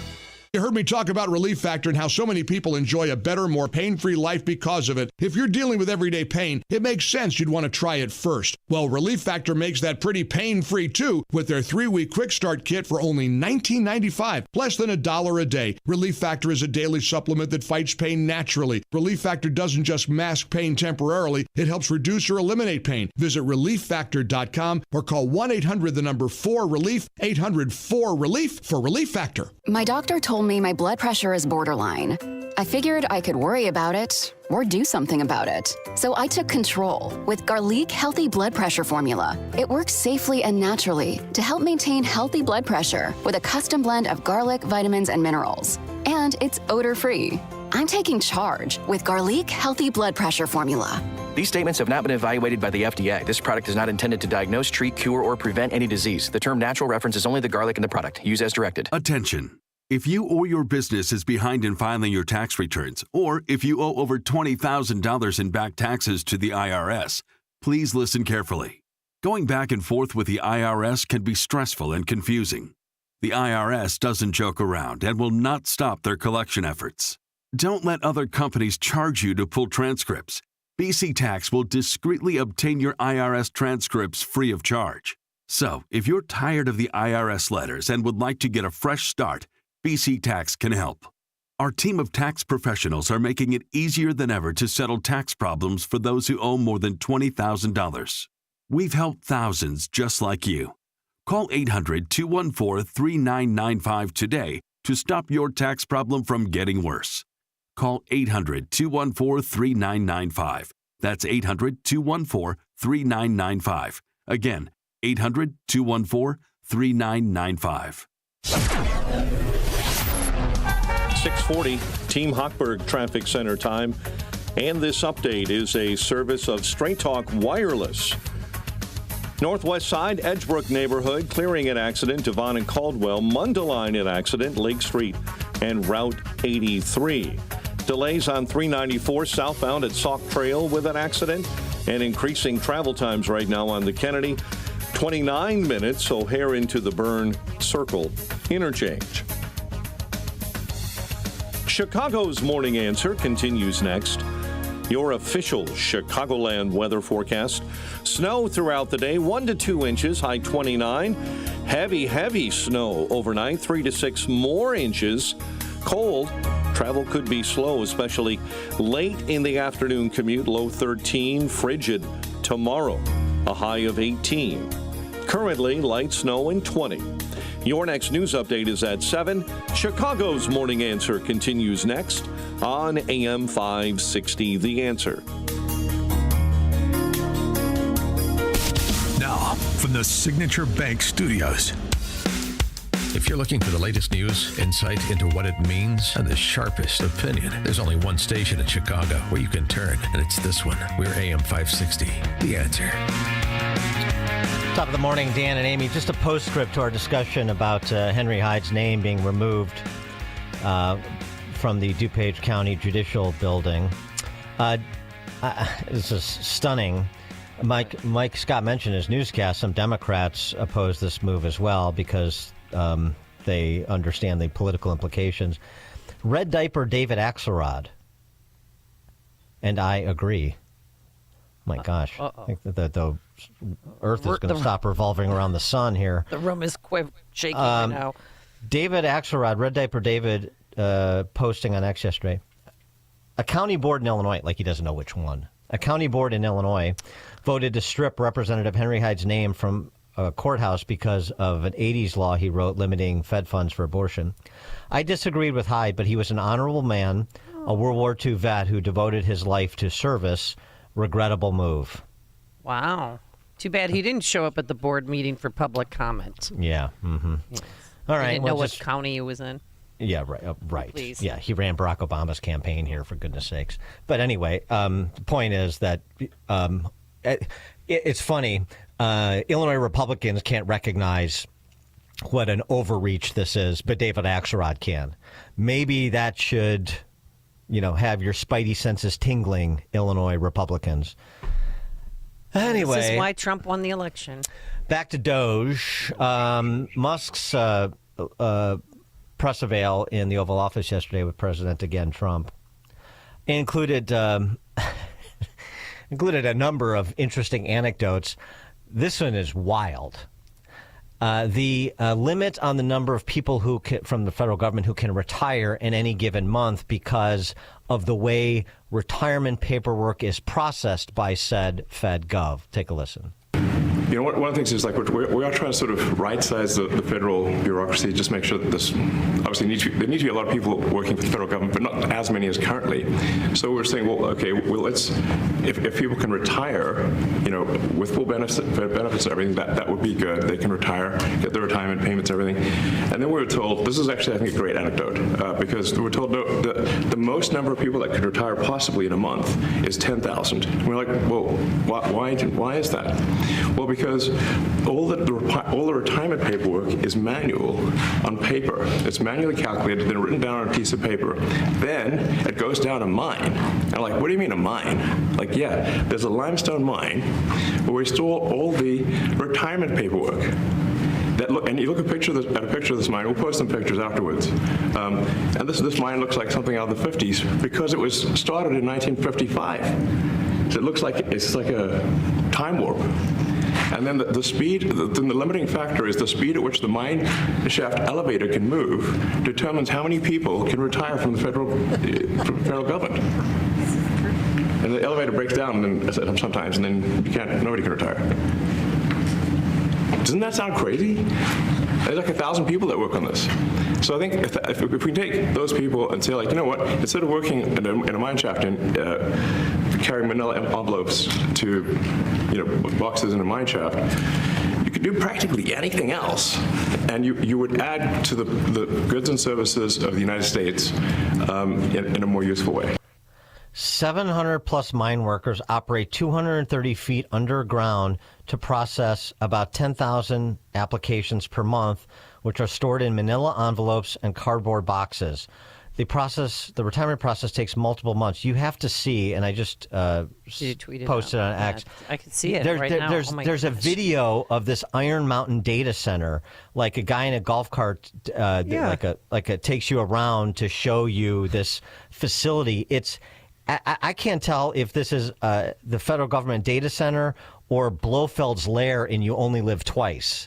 I mean, it looks like something out of a Bond movie. Yeah, and the left-wing media thought, he's crazy, he's talking in tongue. But in 2014, the Washington Post did a investigative report about this, calling it a sinkhole of bureaucracy.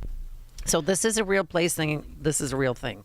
Yeah, but, sinkholes of bureaucracy become invaluable public assets when Trump is the president, or any Republican for that matter. For more on this, pleased to be joined again by Republican Senator from Wisconsin, Ron Johnson. Senator Johnson, thanks for joining us. Appreciate it. Morning, guys. I'm here in Washington, D.C., looking out at 6 inches of a beautiful blanket of snow covering Washington, D.C. I like snow, but listen, I am, for one, just overjoyed with what Elon Musk is doing here. You mentioned the Washington Post had pointed out this limestone cavern for these federal records. We'd point out the same thing as when I was chairman of Homeland Security, Government Affairs, we talked about this. The beauty of having Elon Musk in place is he has this blowhorn that he can break through the legacy media and present this to the public, and now the public is aware of it. So that's going to happen across the board time and time again. You start out with USAID. He will be pointing out the waste, fraud, and abuse in all these agencies. it's going to be up to Congress to, suck it up and at a minimum return to some pre-pandemic level of spending. Right now, this year we'll spend about $7.3 trillion, having spent only that was spending way too much, but $4.4 trillion in 2019. I mean, think of that. We're up to $7.3 trillion, and the House is having, God bless them, appreciate their efforts, but they're having a hard time coming to the grips with reducing that by about $250 billion, from 7.3 to a little over 7 trillion. I've laid out some proposals to go back in time, take a look at, for example, Bill Clinton's spending in 1998 when he actually had a surplus, increase that by the population growth, inflation, plot in today's Social Security, Medicare, and interest, we'd be spending $5.5 trillion. Go back to Obama in 2014, it'd be 6.2.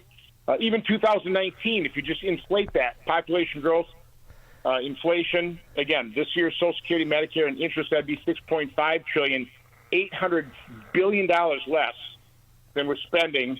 And the concerns in the House, the most they can get their conference to talk about is maybe reducing federal spending by $250 billion. So again, this is bureaucracy run amok. It's out of control. We need to start looking at the numbers. We need to bring this back to reality. Yeah, and I mean, the argument is so simple, too. It's so frustrating. There's so many big spending Republicans in both caucuses, but most importantly right now, the House. I mean, the numbers you're talking about going back, pre-COVID. I mean, were we living in the dark ages then? Without electricity, we couldn't. Seniors weren't getting their Social Security checks, and people were starving in the streets. No, of course not. I mean, it seems like such a straightforward, sensible case that you can make if you just have the temerity to make it. Well, I've been making it, and probably all my colleagues always talk about going back to zero-based budgeting, right?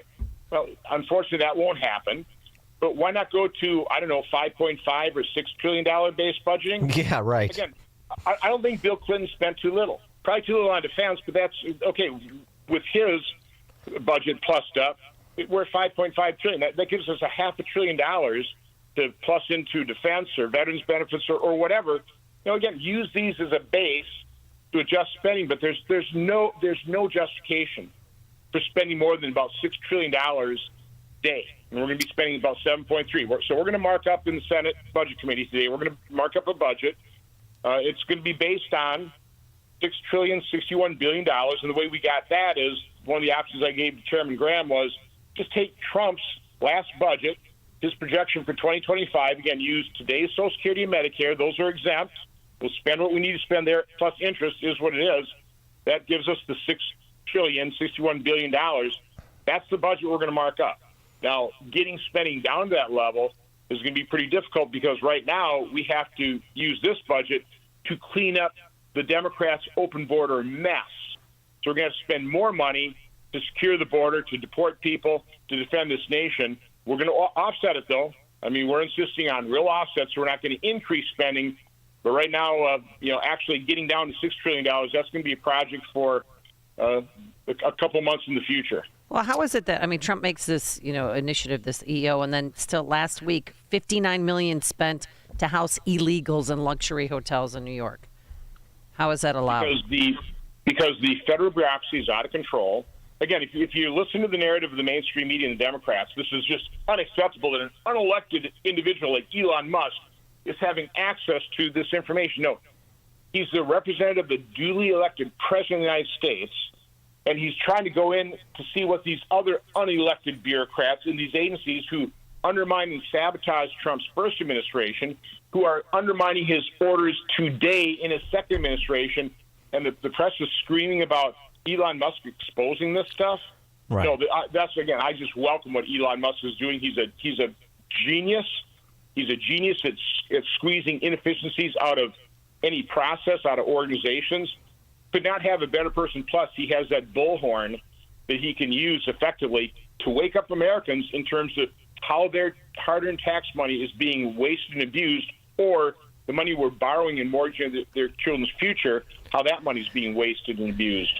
Your colleague, Senator Mike Lee from Utah, on the federal judges that are interceding to stop Trump and Musk from reining in the bureaucracy.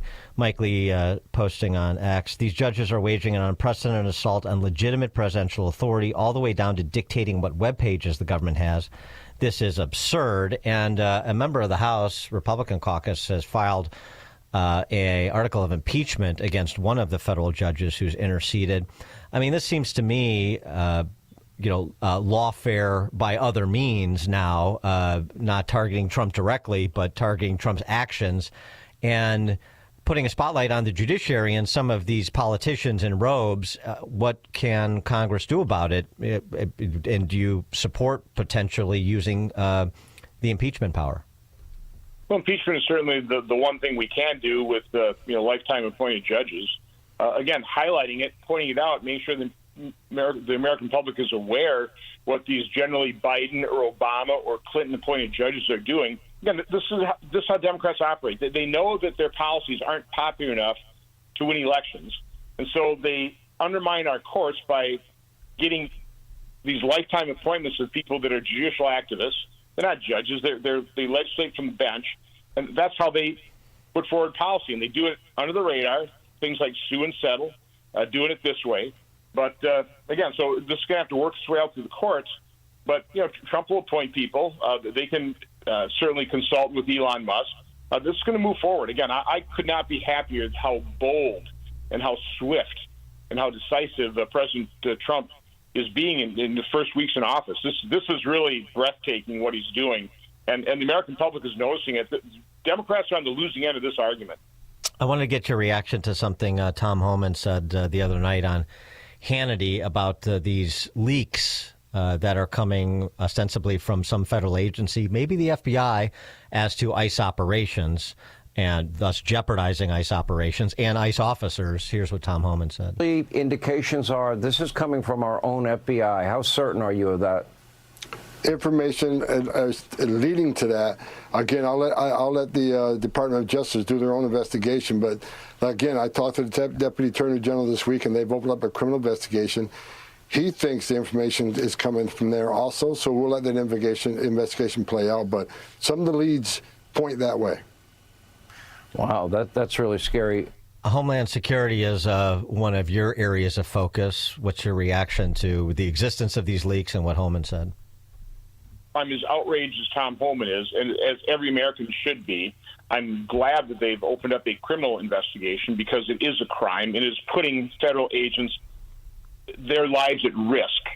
People need to understand what's happening here. But again, this has been going on within the deep state. Look at what happened to President Trump in his first administration. This is nothing new. I fear this is just the tip of the iceberg of how the radical left, embedded in government, is going to resist once again. But again, we have just a huge advantage with Elon Musk on our team, using his bullhorn to publicize this. And again, good Americans, patriotic Americans like Tom Homan, Russ Vought in OMB. It's kind of a, people don't think of that. That's going to be a key position. But all these nominees, these are intelligent people. They are articulate, and they're fighters. And that's exactly what President Trump needs in his administration. We need to root out the deep state. They're not going to go quietly into the night. As I said, President Trump really needs to appoint a Secretary of Information Extraction because they're not going to give their secrets very easily either. Senator Ron Johnson, Republican from Wisconsin. Senator, thanks as always. Appreciate your time. Have a great day. Thank you. And he joined us on our turnkey.pro answer line. It's what Chicago is talking about. It's Chicago's Morning Answer with Dan and Amy on AM 560. The Answer. So how's the separation going? Are you guys able to work things out? No. I think we're headed for divorce. That sucks. Going to be an expensive legal battle? Well, no, that's one thing we agree on, actually. Arbitration. Arbitration?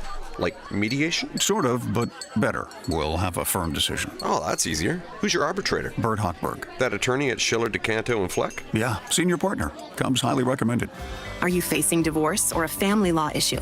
Burton S. Hochberg offers arbitration services, a dispute resolution process that will save you time, money, and the complexity of litigation. Let Burton hear and resolve your claims with choices that best suit you and your yours. To discuss, call Bert directly. Or even better, have your attorney call Bert at 773-255-6150. That's 773-255-6150. Again, 773-255-6150. No one knows arbitration like Bert Hochberg. Why go through a difficult divorce? Call Bert at Schiller, Ducantu, and Fleck, Chicago's preeminent family law firm since 1981.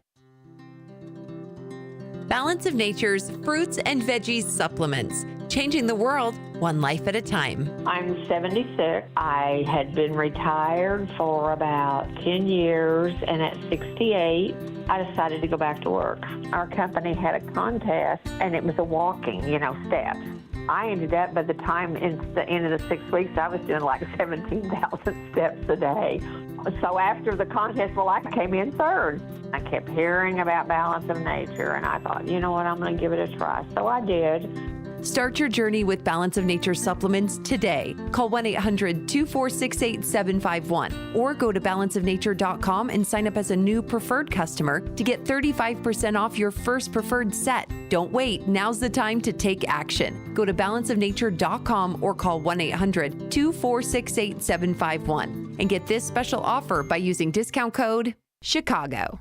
Hi, I'm Ken Mariotti, owner of Woodland Windows and Doors, a third-generation family-owned business since 1969. We know you're bombarded by choices when shopping for new windows or doors, so we're inviting you to experience the Woodland difference.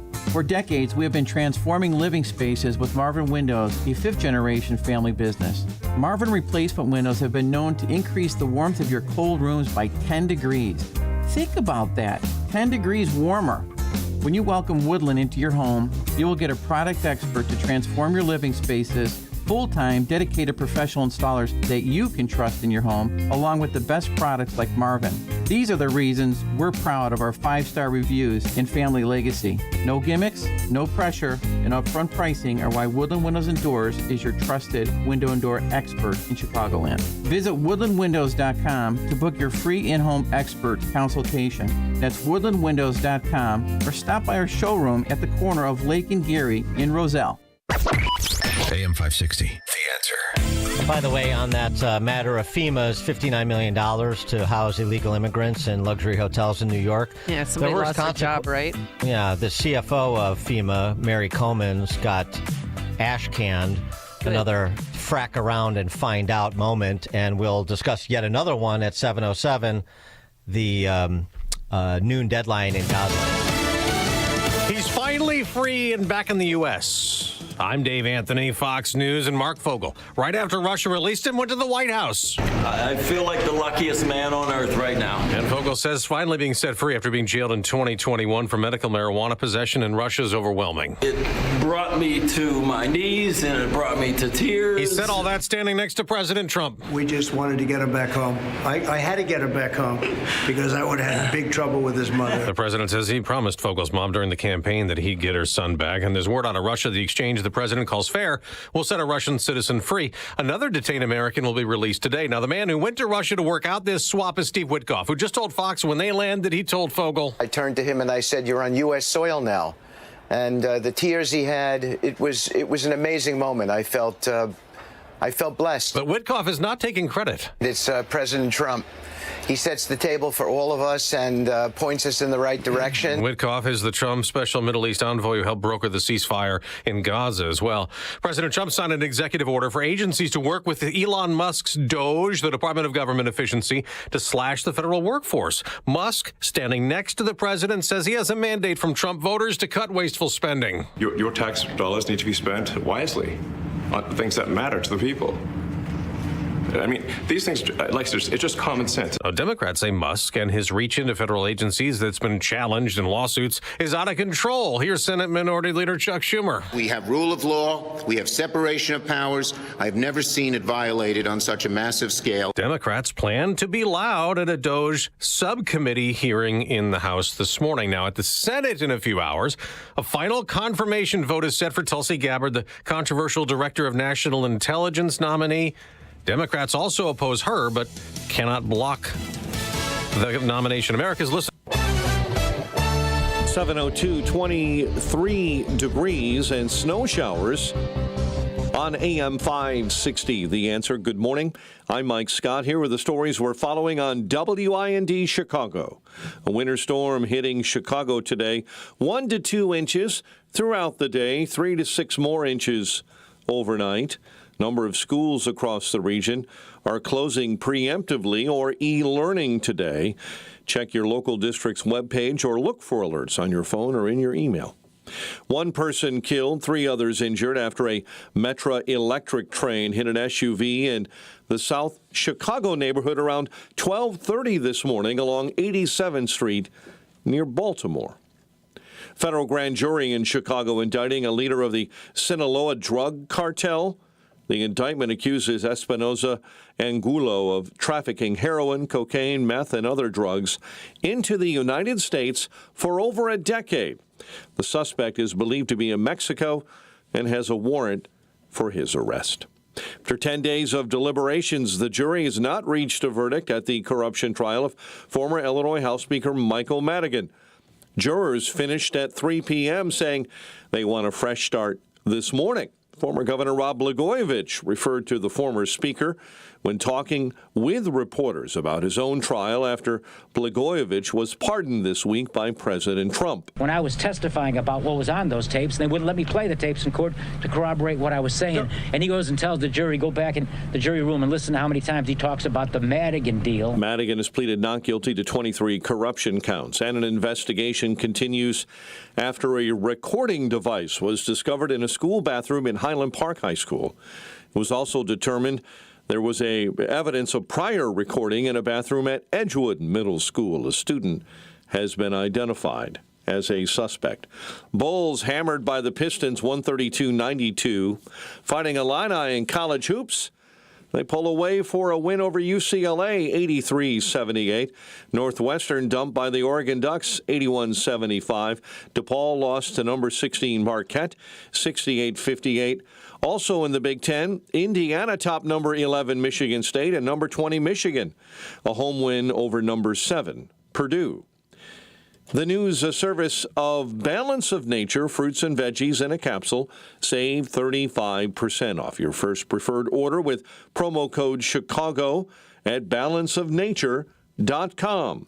A check of traffic and weather on the way next on AM 560. On March 4th, President Trump will make his first address to a joint session of Congress of his new presidency. Mr. Speaker, the President of the United States. At AM 560, The Answer is throwing a watch party, and you're invited to join us for dinner at the Meridian Banquets and Conference Center in Rolling Meadows. Enjoy dinner before the speech, and then watch the speech with AM 560's Dan Proft, Amy Jacobson, and Sean Thompson. Tickets are on sale now at 560theanswer.com/watch. Sponsored in part by attorney Stephen A. Leahy at Opum Tax Advocates.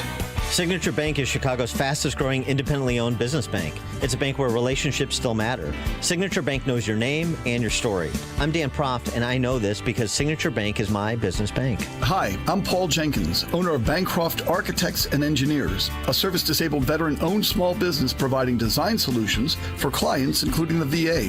When looking for a trusted banking partner, Bancroft was lucky to find that partner in Signature Bank in 2015. With Signature, personal service goes beyond a login and a PIN number. My staff and I have the comfort of knowing that we're dealing with real people who know our business and care about us as individuals.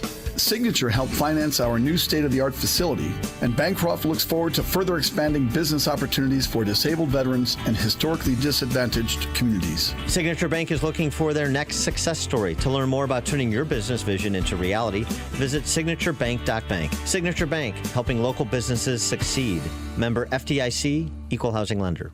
You said bye-bye to big government. Now it's time to trim the fat from big wireless. Pure Talk gives you the exact same service. They use the same cell towers, the same 5G network. You get better customer service, and you pay half the price for the exact same thing. Get unlimited talk, text, 15 gigs of data with mobile hotspot for just $35 a month. Make the switch. You simply dial pound 250. You say the keyword save now. Save an additional 50% off your first month. Pure Talk, America's wireless company.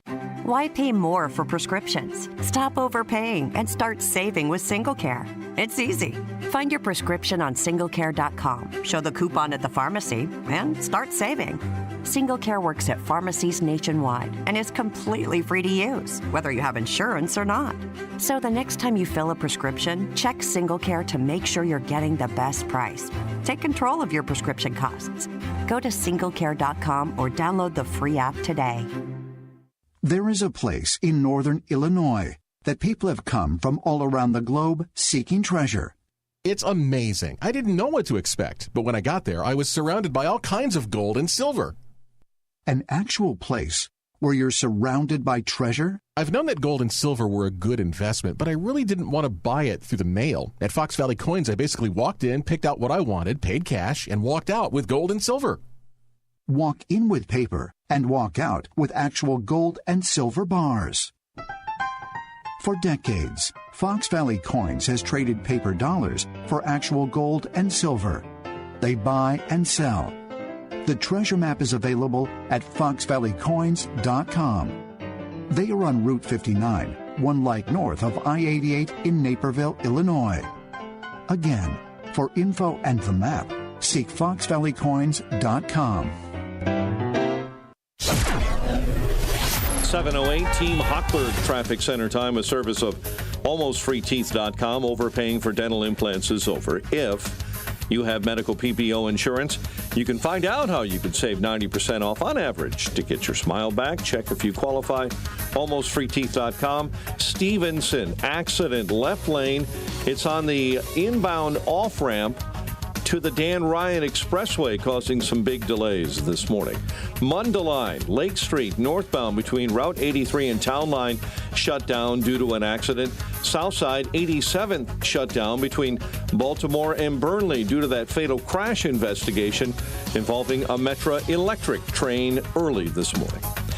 Chicago's Morning Answer with Dan and Amy continues next. AM 560 Weather Center forecast with Steve Williams. A winter weather advisory later on this morning. Clouds and chilly snow mainly later in the day, 1 to 2 inches. Breezy, high today 29. Snow heavy early tonight, 3 to 6 inches, low 13. Sunny, frigid day tomorrow, breezy and high 18. I'm Steve Williams on AM 560, The Answer. Light snow and 24 degrees. Your next news update, 7:30. Chicago's Morning Answer continues next on AM 560, The Answer. Now, from the Signature Bank Studios, this is Chicago's Morning Answer with Dan Proft and Amy Jacobson on AM 560. The Answer.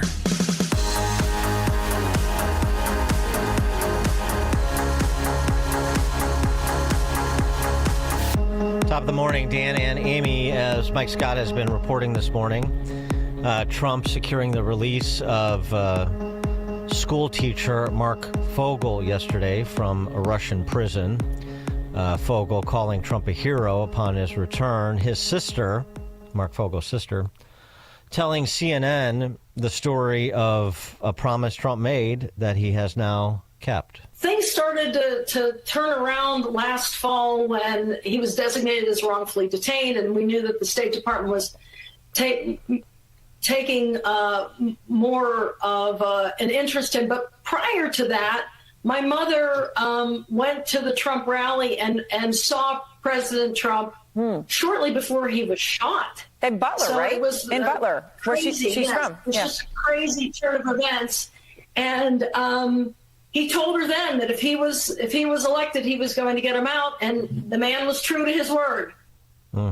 70% of the American people believe Trump is keeping his campaign promises, and 70% of the American people are correct. Fogel having served 4 years of a 14-year sentence in a Russian prison for possession of marijuana and hash oil. Is medically prescribed, I should say. Speaking of hostages and their release, we are under a Saturday noon deadline. Not we, but Hamas is under a Saturday noon deadline to stop with their contrived excuse-making and make with the release of all American and Israeli hostages, or else Trump basically pulling a high noon, Gary Cooper on Hamas, saying this. Look, who knows? Are they alive? Are they not alive? But I saw the condition. When I saw the condition of the last ones that came out, and the women too, everybody, The one woman had her hand blown off because she was trying to stop a bullet being fired at her, okay? What kind of a situation is that? You saw her. I just think it's time to either you release everybody. They're not going to be alive right now. Based on what I saw over the last 2 days, they're not going to be alive for long. Saturday at 12 o'clock, and after that, it's going to be a different ballgame. Mr. President, when you say all hell is going to break loose, are you speaking about retaliation from You'll find out, and they'll find out, too. Hamas will find out what I mean. Mr. President, they're going to find out what I mean. These are sick people, and they'll find out what I mean Saturday at 12 o'clock. But no involvement. Frack around, find out. Hamas on notice.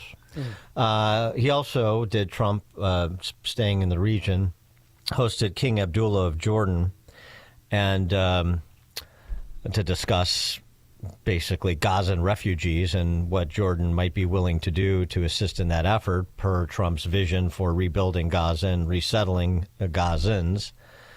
And King Abdullah did offer this gesture, which is significant. I mean, nowhere near the scale of what we're talking about, but it is a humanitarian olive branch nonetheless.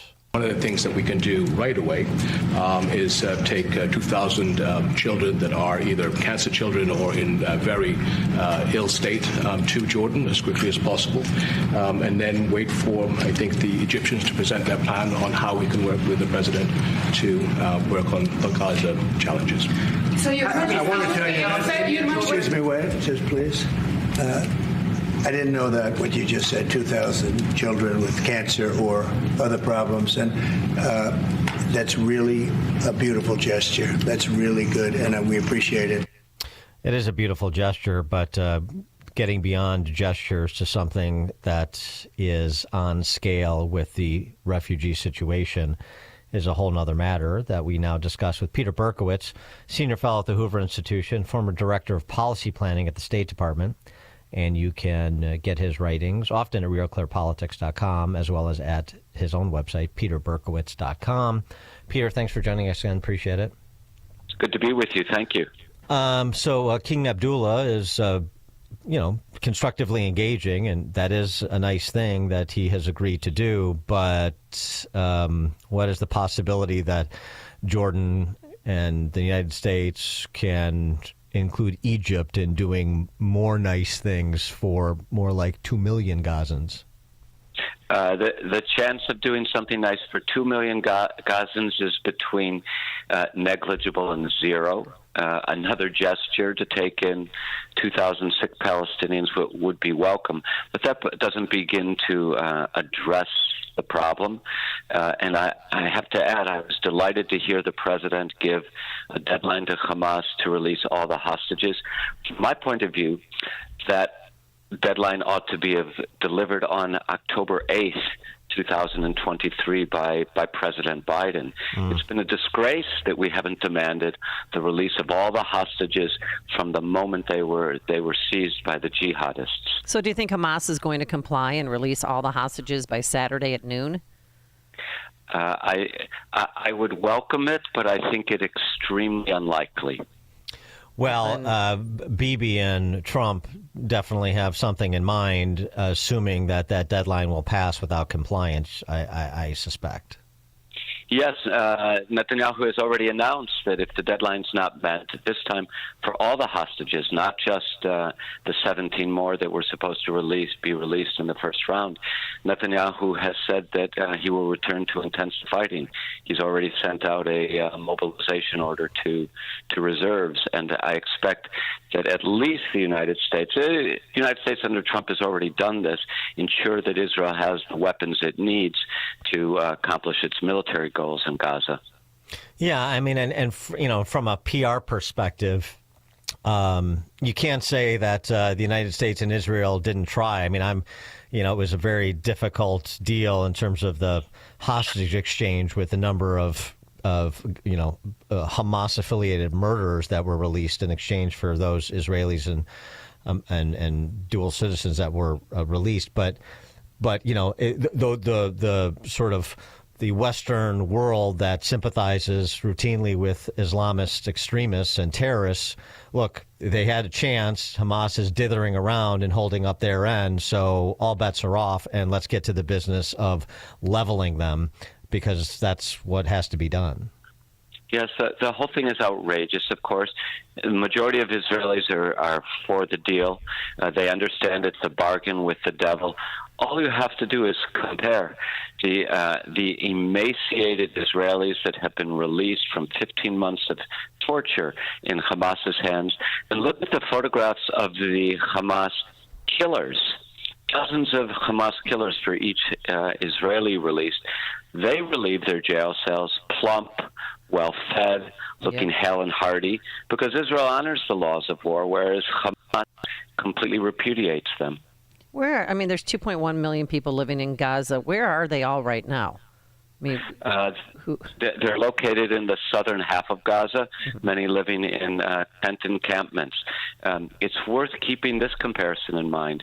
Europe has taken in roughly 6 million Ukrainian refugees from the war, the Russia-Ukraine war.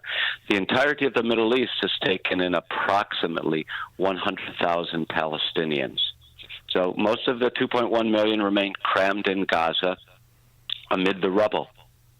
And if Trump's idea of rebuilding Gaza and resettling Gazans in land that is ceded by Egypt and or Jordan does not come to fruition, then what is the likely outcome? Where will Gazans go? How will they be governed? Are we going to be on this hamster wheel one more time? Unfortunately, we still at least do not have released to the public a good idea of a plan for what they call in Israel Hayom Shachrei, the day after. But the Arab world has been unified in insisting that the Gazans are not leaving Gaza. We know that there are something like 45,000 tons of rubble in Gaza. It will take years to clear that. The Arab world and the Gazans are condemning the Gazans to live in this misery for years to come. And if I may add just one quick suggestion, there's not a good reason that you cannot extend the Gaza border 10 miles into the Sinai Desert, which is at best sparsely inhabited, and give the Gazans an opportunity to build out there. This would not make Gazans citizens of Egypt, but just extend the borders of Gaza and create opportunities to build and reconstruct their lives. Well, but how? Where does the underwriting for that reconstruction, either cleaning up Gaza or extending the border, as you say, who is stepping up to say we will underwrite that reconstruction, that cleanup and or reconstruction? So far, no one has forcefully stood up, but here I think it would be the task of the Trump administration diplomacy to work with the Saudis and the Emiratis, who have easy access to the tens of billions of dollars it would be necessary both for the reconstruction and to provide financial inducements to Egypt to make available, let's say, an extension of 10 miles into the Sinai. I want to get your reaction to a piece that was penned by former NATO Secretary Anders Fogh Rasmussen. He accuses America of going rogue, and that if America is going to threaten its allies, tariffs, Europe will have to step up and defend itself. The world needs a policeman, he writes, and since World War II, the U.S. has filled that role. But what if the policeman no longer exercises his authority over geopolitical gangsters or becomes abusive toward the world's most steadfast rule followers? I never imagined I would hear a U.S. president declare his intentions to expand our territory, as Trump did in his inaugural address, and Xi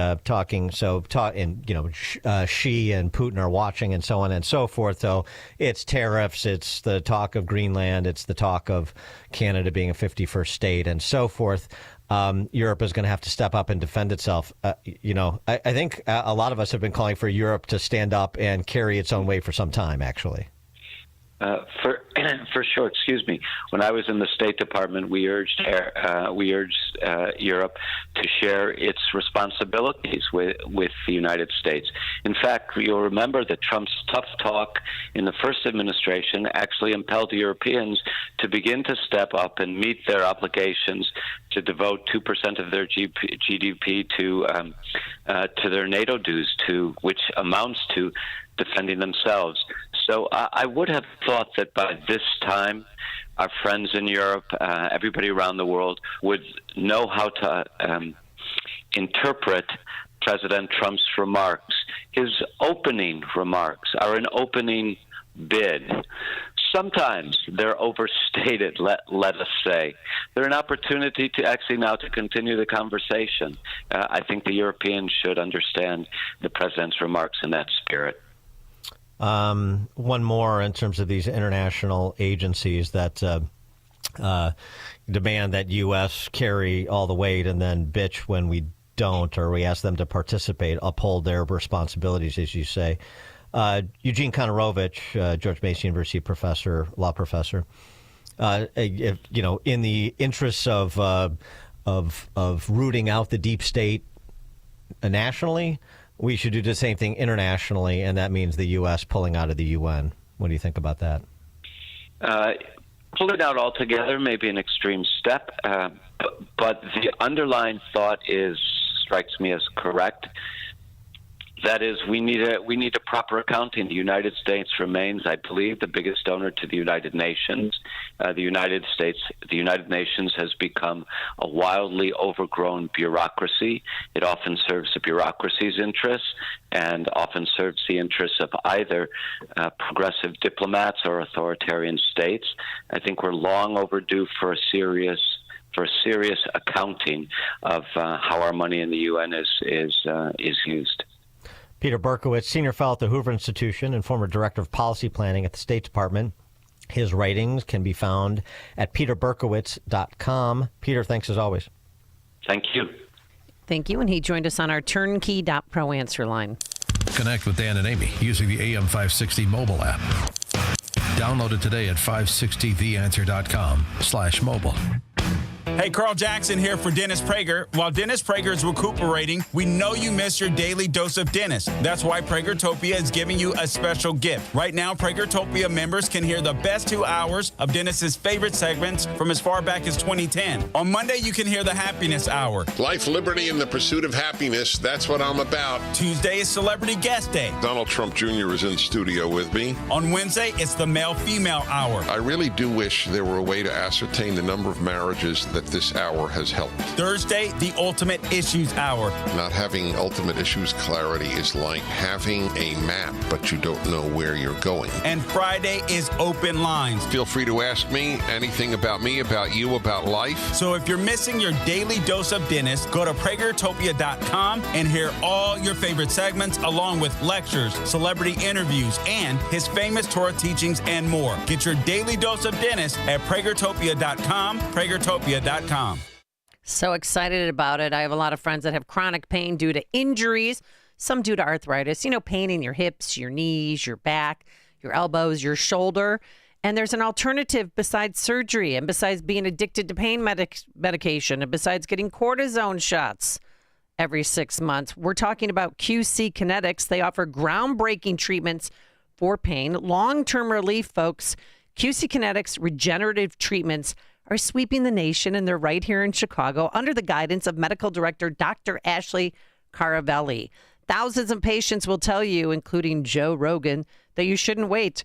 Call today. These new orthobiologic cellular therapies, including PRP treatments, can revitalize your joints without going under the knife. QC Kinetic treatments prompt your body to heal and restore damaged joints. There's no downtime. Joint pain does not get better with time, folks. So before it's absolutely debilitating, see if you're a candidate for these life-changing treatments. Call QC Kinetics for a free consultation. They'll walk you through the process. They'll tell you what PRP treatments are and how your body can heal itself. QC Kinetics, tell them Amy Jacobson sent you, by the way, and the number to call. Write it down. 312 312-809-5955. That's 312-809-5955. Again, call 312-809-5955. If you have unfiled taxes or are in debt to the IRS, this is important news. Did you know the IRS has programs specifically designed to help people struggling with tax debt? Powerful tax assistance programs that can save you thousands if you qualify. No one knows these programs better than the experts at Optima Tax Relief, America's most trusted tax resolution firm, A-rated by the Better Business Bureau. Their award-winning team of tax attorneys and licensed professionals have resolved over $1 billion of tax debt for their clients. One call to Optima can start the process, helping to end your worries about wage garnishment, asset seizure, and other IRS actions. Make sure you're getting the best options to solve your tax problems. Call the experts at Optima today for a free confidential consultation. Call 800-965-1433. 800-965-1433. 800-965-1433. Optima Tax Relief. Some restrictions apply. For complete details, please visit OptimaTaxRelief.com. Balance of Nature, a proud sponsor of this radio station for 10 years. And we need you to consume what your body desperately needs every day to stay happy, healthy, and energized. And that's Balance of Nature. I've been supplementing with Balance of Nature fruits and veggies for nearly a decade as well. And it's so easy to open up the individual capsules and dust them over a salad or mix them into warm water or a juice drink. That's how I do it. And thousands of AM 560 listeners love their Balance of Nature, can't live without it. 6 capsules a day provides your body, heart, and mind with several servings of 31 different whole fruits and vegetables. Don't waste your time going to the produce section. You have great intentions. You buy all these fruits and vegetables, and they rot in your refrigerator and end up in the garbage.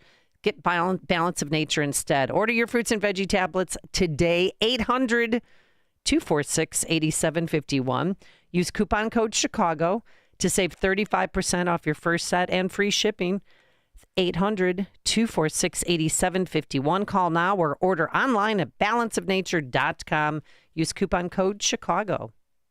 A decision we made that nobody believed in, that we felt strongly about, was the name change from PM Bedroom Gallery to Penny Mustard. Ben and Arvid Huth, brothers and owners of Penny Mustard Furnishings. Well, we knew the name fit right away. Yeah. And I mean, when we saw the name, I'm like, yep, that's it. And you saw the name and you were like, that's it. Yep. And we had a key employee that said, I won't even work for a company that has that name. I couldn't even wear a shirt that has that name on it. But I remember after we announced that, the Journal Sentinel in Milwaukee had ran an article, and then there was a bunch of comments online afterwards. And I remember counting, there was 145 comments. 143 were negative, and some extremely negative. Yes. Brutal. Hate mail. It was bad. It was bad. People hated it. And the other 2 that weren't negative were like, well, this is genius. It's got all you guys talking about it. The other one might have been our mom. See more at pennymustard.com. So I guess the moral of the story is, if you know something's right and everybody else says it's not the thing to do, go with your gut. Go with your gut. Yep. Are you an administrator, staff member, or parent volunteer at a private school? Would you like to grow your current enrollment and welcome new families to your school? If so, we want to tell you about a great opportunity to help increase enrollment and promote your school to families all across Chicagoland. It's called ChicagolandSchoolVouchers.com. They work to connect private schools with new families who are looking for discounted first-year tuition. In exchange, your school will receive a marketing campaign to help grow your enrollment. Chicagoland School Vouchers does all the work to bring new families together with your school and help you expand your reach. They've been working with schools across Chicagoland for over a decade. As the demand for school choice grows here in Illinois, your private school needs to take advantage of this program. To learn more, just visit ChicagolandSchoolVouchers.com. That's ChicagolandSchoolVouchers.com. AM 560, The Answer. All right, coming up on Chicago's Morning Answer. Elon Musk, or Harry Balls, as he's known, has a 2-step plan to eliminate the federal budget deficit this fiscal year, and a Canadian legislative leader puts Trump and Musk on notice. We'll start there. Steve Moore at 7:37. Do you think Harry is friends with Big? Yeah, I think they're familiar with each other. Yeah. Or they might be first cousins. But now let's head into the newsroom. Here is Mike Scott. 7:31, 26 degrees and snow showers crossing the area. A Russian hostage has come home. Mark Fogel returning to America after being held captive in Russia since 2021. Knowing I had the support of my fellow Pennsylvanians, my family, my friends, it was so overwhelming. Meeting with President Trump at the White House, Fogel thanking Steve Witkoff for negotiating his release. Steve over there, what a dynamic man this guy is. National Security Advisor Mike Waltz saying in a statement Fogel's release is a good faith of showing from the Russians. President Trump granting the Elon Musk-led Department of Government Efficiency even more power to reshape federal government. So we've got a $2 trillion deficit, and if we don't do something about this deficit, the country's going bankrupt. Musk saying people voted for major government reform, and that's what they're going to get. A winter storm expected to slam the Chicago area. 3 to 6 inches of snow is possible, more in some spots. A winter weather advisory remains in effect. Number of schools across the region are closed or e-learning today. Check your local district's webpage or look for alerts on your phone or in your email. One person killed, 3 others injured after a Metra electric train hit an SUV in the South Chicago neighborhood. It happened early this morning along 87th Street near Baltimore. Metra electric service, for now, is not impacted by that crash. After 10 days of deliberations, the jury has not reached a verdict at the corruption trial of former Illinois House Speaker Michael Madigan. A Chicago man faces new charges in the death of his pregnant girlfriend last month. Robert Pascoe III is now charged with involuntary manslaughter and child endangerment. Mayor Brandon Johnson could be making more changes to his administration. Sun-Times reports the mayor saying Monday night he should have cleaned house faster. Johnson saying he tried to work with those in his administration that he inherited, but in retrospect, he should not have done that. New lawsuits surrounding sex abuse at Illinois juvenile facilities include now more than 130 people with allegations dating back to the 1990s. I felt so much self-doubt. I attempted to commit suicide because of how it haunts me. But this is so much bigger than me now. Illinois Department of Juvenile Justice unable to comment directly on the allegations. Bulls were dreadful in a loss to the Pistons, 132-92. Cubs confirmed that right-handed starter Javier Assad is dealing with an oblique strain. He'll be shut down for a few days. College hoops, Fighting Illini, a win over UCLA. Northwestern dumped on the road by Oregon. DePaul lost to number 16 Marquette, and Loyola beat Richmond. The Saints this morning will announce they're hiring Kellen Moore as their new head coach. And the inaugural Four Nations hockey face-off begins today. Sidney Crosby in Canada taking on William Nylander in Sweden in Montreal. The news, a service of AlmostFreeTeeth.com. Overpaying for dental implants is over. If you have medical PPO insurance, find out how you could save 90% on average. Check if you qualify. AlmostFreeTeeth.com. A check of traffic and weather on the way next on AM 560. Charlie Kirk sees a president with a backbone. If Colombia was willing to risk their entire economy over a couple dozen migrants, that shows you how dangerous these people actually are. Gustavo Petro, the socialist who runs Colombia, is upset that he now has to take care of his own people. Guess what? Playtime is over. The Charlie Kirk Show. Afternoons at 1, right before Hugh Hewitt at 3 on AM 560. The Answer. Hi, AM 560 family. It's Tom Sadeka, founder and CEO of Freedom Chamber, the pro-American business network. I'm reaching out to my fellow patriot business owners and entrepreneurs. Please join us at freedomchamber.net, along with our co-founders, Job Creators Network, Salem Media, Epoch Times, Patriot Mobile, Old Glory Bank, and other patriotic businesses. We have built this community to unite us to thrive and restore the American dream. train. Join us and take advantage of great information and intel from our key advisors. Exclusive savings for business services, tech, marketing, and advertising. Find a new client or vendor in our growing network. The latest news, our members now have exclusive access to group health plans and cost containment solutions that save big dollars and improve care. And now with a big voice in DC, together we can impact American small business together for the better. Please join us at freedomchamber.net. I think one of the things that patients don't realize is that when they get a joint replacement, that's not a lifetime treatment option. And they're probably, if they are a younger patient, signing up for multiple surgeries down the road. As a physician and medical director for QC Kinetics, Dr. Caravelli's seen a pattern of trending joint pain. Prolonged medication, steroids, then surgery, possibly another surgery. So a lot of our patients are trying to avoid or put off surgery, and this is the treatment that can help them do that. QC Kinetics extracts your body's healing substances, concentrates them back into your aching joints to help heal and restore those areas, providing lasting relief. Oh, I love being able to tell my patients, before we do this surgery, let's try another option. Let's see if this is right for you, because now they might not have to have surgery at all. Call today for your free consultation. Call QC Kinetics, 312-809-5955. That's 312-809-5955. 312-809-5955. Think O'Reilly Auto Parts for all your car care needs.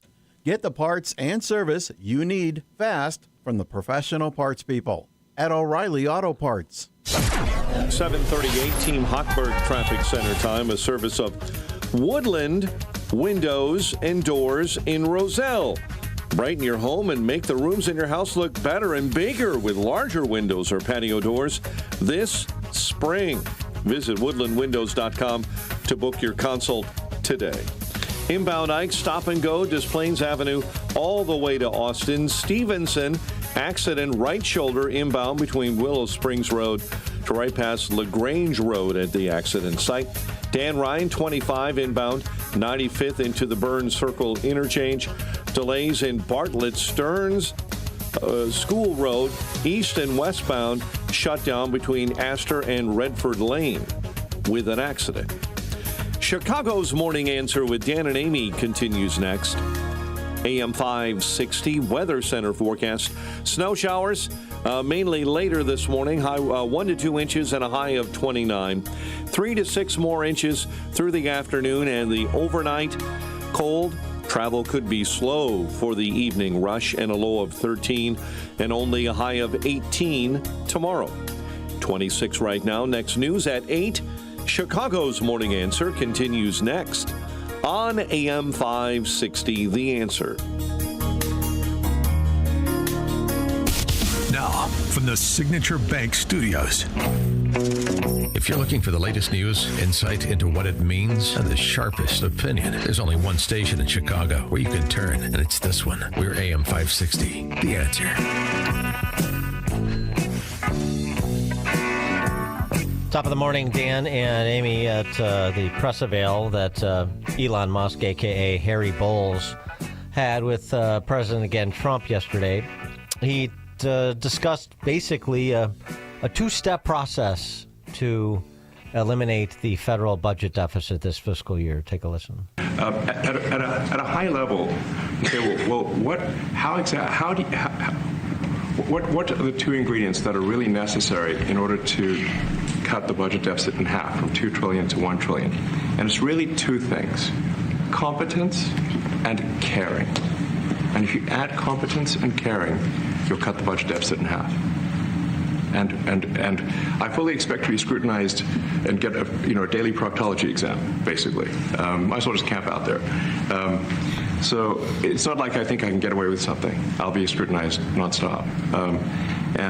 But with the support of the president, we can cut the budget deficit in half from $2 trillion to $1 trillion, and then with deregulation, because there's a lot of sort of regulations that don't ultimately serve the public good.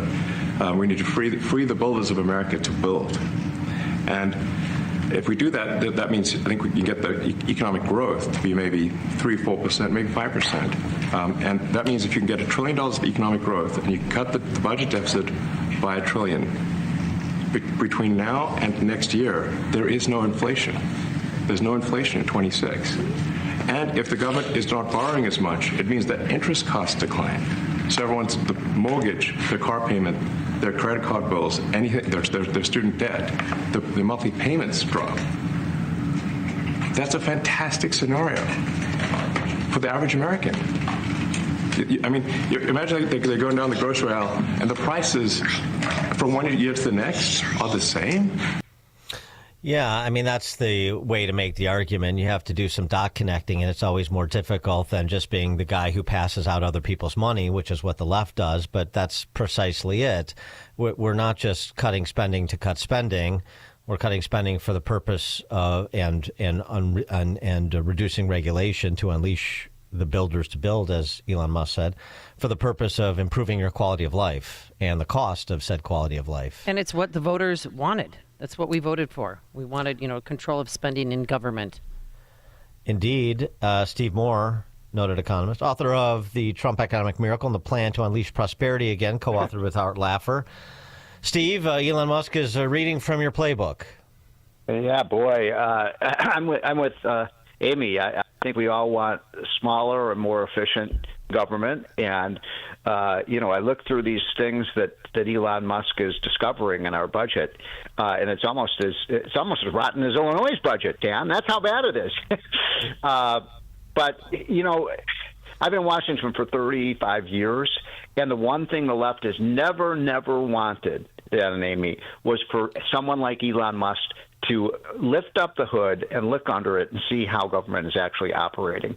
And by doing this, he is casting this big light to the American people on how this money is actually being spent. I mean, my favorite example, it's just such an outlandish expenditure, and it's not that much money, but $10 million for subscriptions to Politico and the Washington Post and things like that. $10 million a year.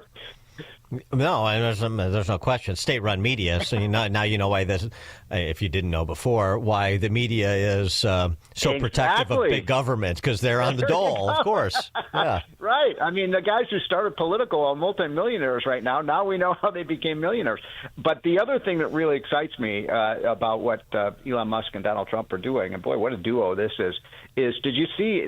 Trump is doing so much so quickly. It's hard to keep track of all these. Yeah, I almost need him to take a day off to just breathe. I know, exactly. Honestly. This is one of my favorite ones. I don't know if you guys saw it, but all of those regulations on heaters, air conditioners, light bulbs, what kind of car you can buy, the stoves in your kitchen. He's basically repealing all of those and saying, hey, it's your house, it's your home. You can buy whatever you want. You can put whatever car you want in the garage. You don't have to buy a fluorescent light bulb. You can actually you can have a toilet that actually flushes. You can have a shower where the water actually comes out. I mean, what a concept. That's not to say there aren't people pushing back, domestic and foreign as well, particularly with respect to the proposed tariffs, even though we're on hiatus. Oh, Dan, I know you were going to come after me on that one. I'm ready for you, my friend. I'm not coming after you. No, that's not me. It's Canadian New Democrat Party leader Jagmeet, emphasis on Jag Singh, who put Trump on notice. Yeah, the first step is going to be dollar for dollar retaliatory tariffs. Impose a tariff on us, we'll impose a tariff back on you. No. Again, no one wins in these trade wars. But this is not a fight that we wanted to pick. We were happy to continue to have a strong relationship. Donald Trump has picked this fight, so we're going to fight back. We just announced today, what I would do is put in place a 100% tariff on Tesla, directly targeting Elon Musk. Because Elon Musk is proudly touting this idea of the 51st state, so let's hit back at Elon Musk. I've also said we should shut down the supply of critical minerals. Another move that directly targets Elon Musk and his Tesla company. The batteries that he needs require these critical minerals. We've got tools, and we should be ready to use them. It's not something that we wanted to do, but if Donald Trump wants to bring this fight, know that we are ready. I'm putting Donald Trump on notice. Ooh. All right, he's on notice, shaking in Steve. his boots.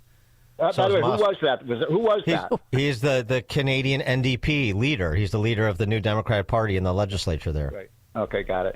So here's the thing. I mean, I just wrote a column on this with my buddy Larry Kudlow. So I think that the three of us are free traders. We believe in the benefits of comparative advantage, and when countries trade with each other, that's a good thing for both countries. But what Trump is doing here with this reciprocal tariff idea, I think, is very interesting. And I like your guys' response to this. That, so let's take Canada, for example. Canada has higher tariffs on the goods that we sell them than the tariffs that we charge them that come into the United States. We have virtually the lowest tariffs in the world, and also we don't have a value-added tax, which is also a de facto tariff as well. So my point is that Canada is saying, how dare you raise your taxes when they already have higher tariffs than we do. And what Trump is saying is, let's say Canada has I'm just making this number up, let's say they have a 15% tariff.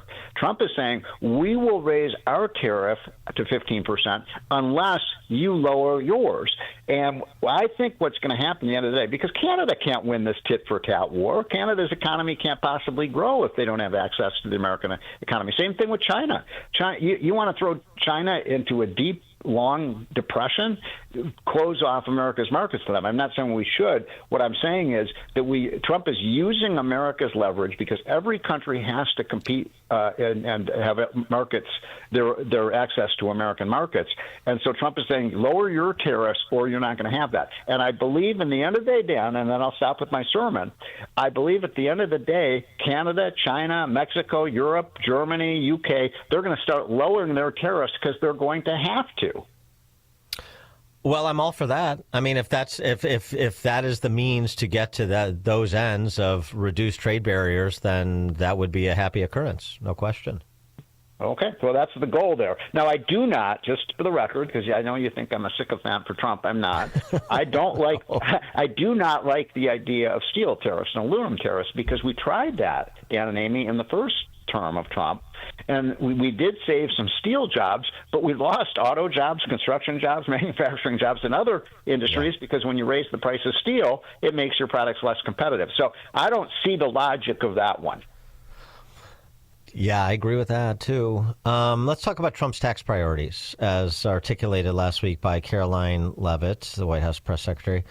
So no tax on tips, no tax on senior Social Security, no tax on overtime pay, renewing the Trump tax cuts, adjusting the SALT cap. I want to hear about that. Eliminating special tax breaks for billionaire sports team owners, closing the carried interest loophole, and tax cuts for made-in-America products. Any of those priorities concern you? Well, let me just start with the big picture here. The most important priority, it is absolutely critical, and it has to get done as soon as possible, is we have to make all of the Trump tax cuts permanent that we passed in 2017. And I want to make sure, Dan and Amy, that all of your listeners know that a failure to do so would mean that we would see the biggest tax increase ever in American history in 2026 on January 1st, because everybody's taxes are going up unless we make those tax cuts permanent. So that is absolutely critical.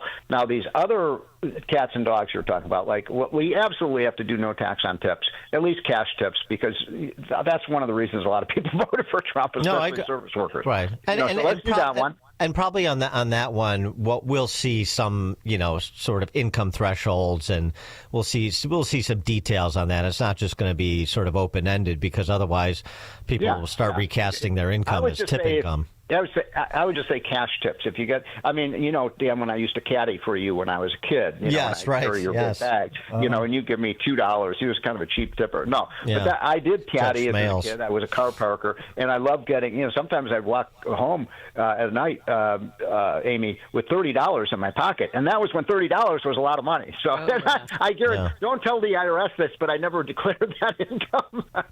I don't know if you're hearing the latest news, but we're waking up this morning to find out that they're limiting the number of eggs we could purchase at certain stores. What? Yes, Trader Joe's saying. We're rationing eggs now. They're rationing? Oh, my God. Well, here's the one thing I don't get. Why is it that chicken wings did not go up in price, but eggs did? Very good. That's a question for Elon, maybe, to investigate. There's some sort of conspiracy. The problem here is it's the egg cartel. The egg cartel. Yeah, we gotta do something about capping egg purchases. Antitrust. 1 dozen per customer. I'm reading it right now. Sorry. If you have anything more to add on the egg supply, please do. Otherwise, I want to go back to taxes. Well, I do. I wanted to just say one thing about what's going on in Illinois. It just seems to get worse every day, and I love the Wall Street Journal editorial. You probably talked about this in previous days about maybe we should let some of these counties, out of Illinois and into Indiana or Kentucky or other states. I mean, I think that's only fair. That'd be wonderful. Of course, it requires legislative approval from both states in question and federal legislative approval. I think Indiana and Kentucky would. I think Indiana and Kentucky would take them. Yeah, but Illinois has to agree. Yeah. Illinois has to agree. You're saying Illinois won't let them leave. They're going to hold them captive. You're darn right they will. That's what they do. We have the East German model of government here. Didn't you know? Right. You can't. Yeah. What are you going to do? Build a wall? Don't give them any ideas. Right. That's the only way you could keep people in here. But so the rest of these tax priorities. I know he also promised no tax and overtime pay. That is rife with gamesmanship, including in the public sector. That one concerns me. No tax on senior Social Security. That makes sense to me. You provide Social Security, then you take some of it back. That doesn't make any sense. But the only. By the way, did you guys know? Can I interrupt you for 1 second? Yeah. I'm embarrassed to say this, but let's see. In 4 days. Are you ready for this, Amy? I turned 65. Oh, congratulations. And I am now, this is the day I've been waiting for. Yeah. I get Social Security, I get free health care. What are you going to do with all your money? Well, but I have some bad news for you. That trans surgery you wanted is no longer going to be covered by Medicare. Dan. That's right. We're going to call you Susan. Well, there you go. But I did the calculation though. By the way, if I retire on January 1st next year, I will get $2,500 a month in Social Security benefits. Dan, if I'd be able to put that money into a 401k plan, oh my gosh, you would have been $13,000 a month. Social Security is the biggest ripoff there ever was. 100%. I know, but they clinging to your 1% return, nominal returns. And then do you have to pay taxes on that? Well, Social Security. That was my point. That now you don't. This is why I like Trump's idea of not taxing Social Security benefits because what happens is if I keep working, I have to pay all these extra taxes. I lose my so my effective tax rate, Dan and Amy, goes up to 50 or 60%. And so I'm probably better off just not working and sitting on my duff and watching TV all day. The price is right. Well, okay. So what about? So again, going back to any problems, overtime pay and adjusting the SALT cap. In what way is the SALT cap going to be adjusted? Oh my God! Don't get me started on that. There is no reason that people in high tax states who vote for these fool politicians like J.B. Pritzker, who keep raising their taxes, should then come to Washington and the federal government and say, "Oh, give us relief from our high taxes here in Illinois." I say, "Hell no! You voted for these people. Why should people in Texas and Florida and Utah have to pay higher taxes because you have high taxes in Illinois? You should not be able to deduct your state and local taxes. And the 4 states that impacts the most, you know what they are: Illinois, New York, New Jersey, and California, because they've raised their taxes through the roof. And we're not. The rest of the country is not paying for you, Illinois. Sorry about that.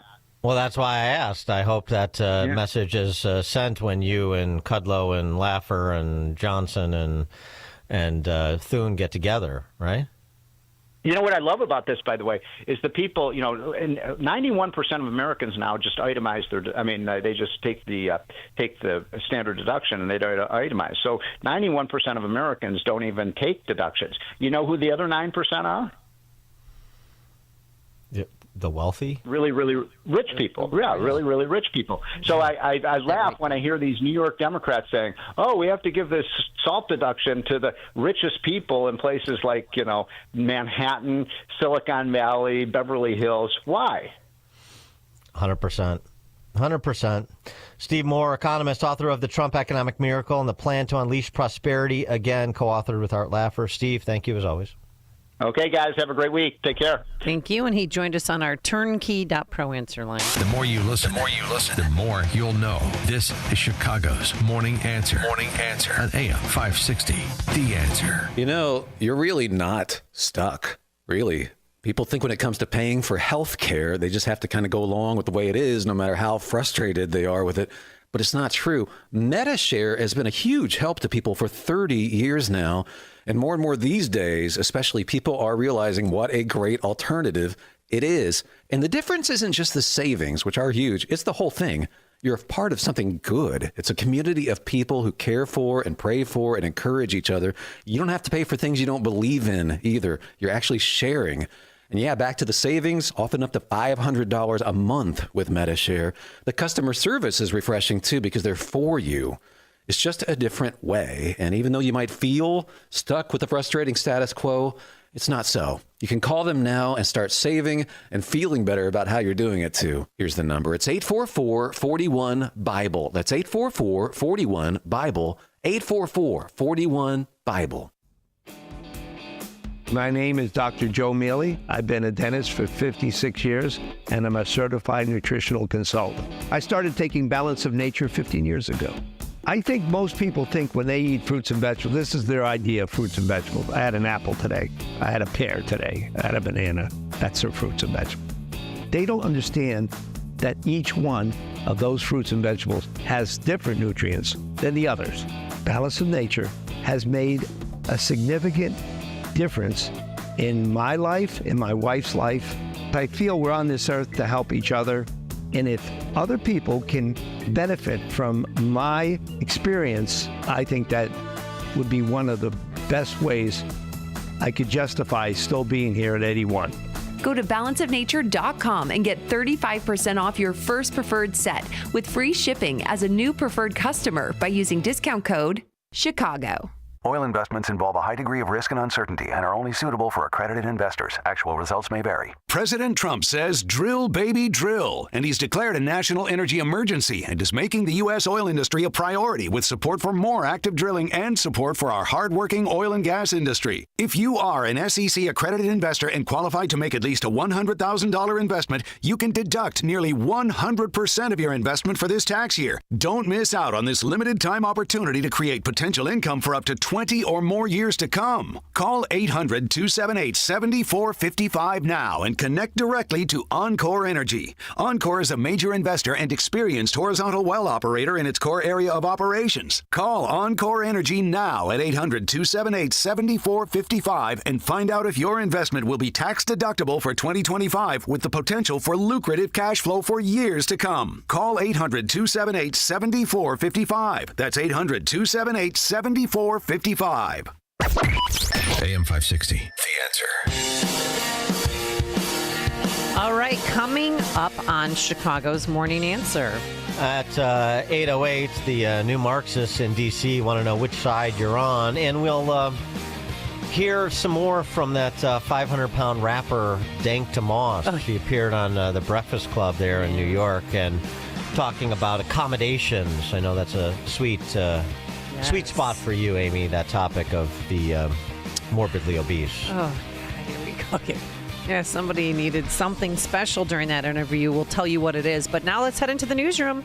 Here's Mike Scott. A winter storm hitting the Chicago area today. A Chicago man facing new charges in the death of his pregnant girlfriend in the Fighting Illini win over UCLA. WIND Chicago News Time, 8 o'clock. Another American detained overseas will be freed today.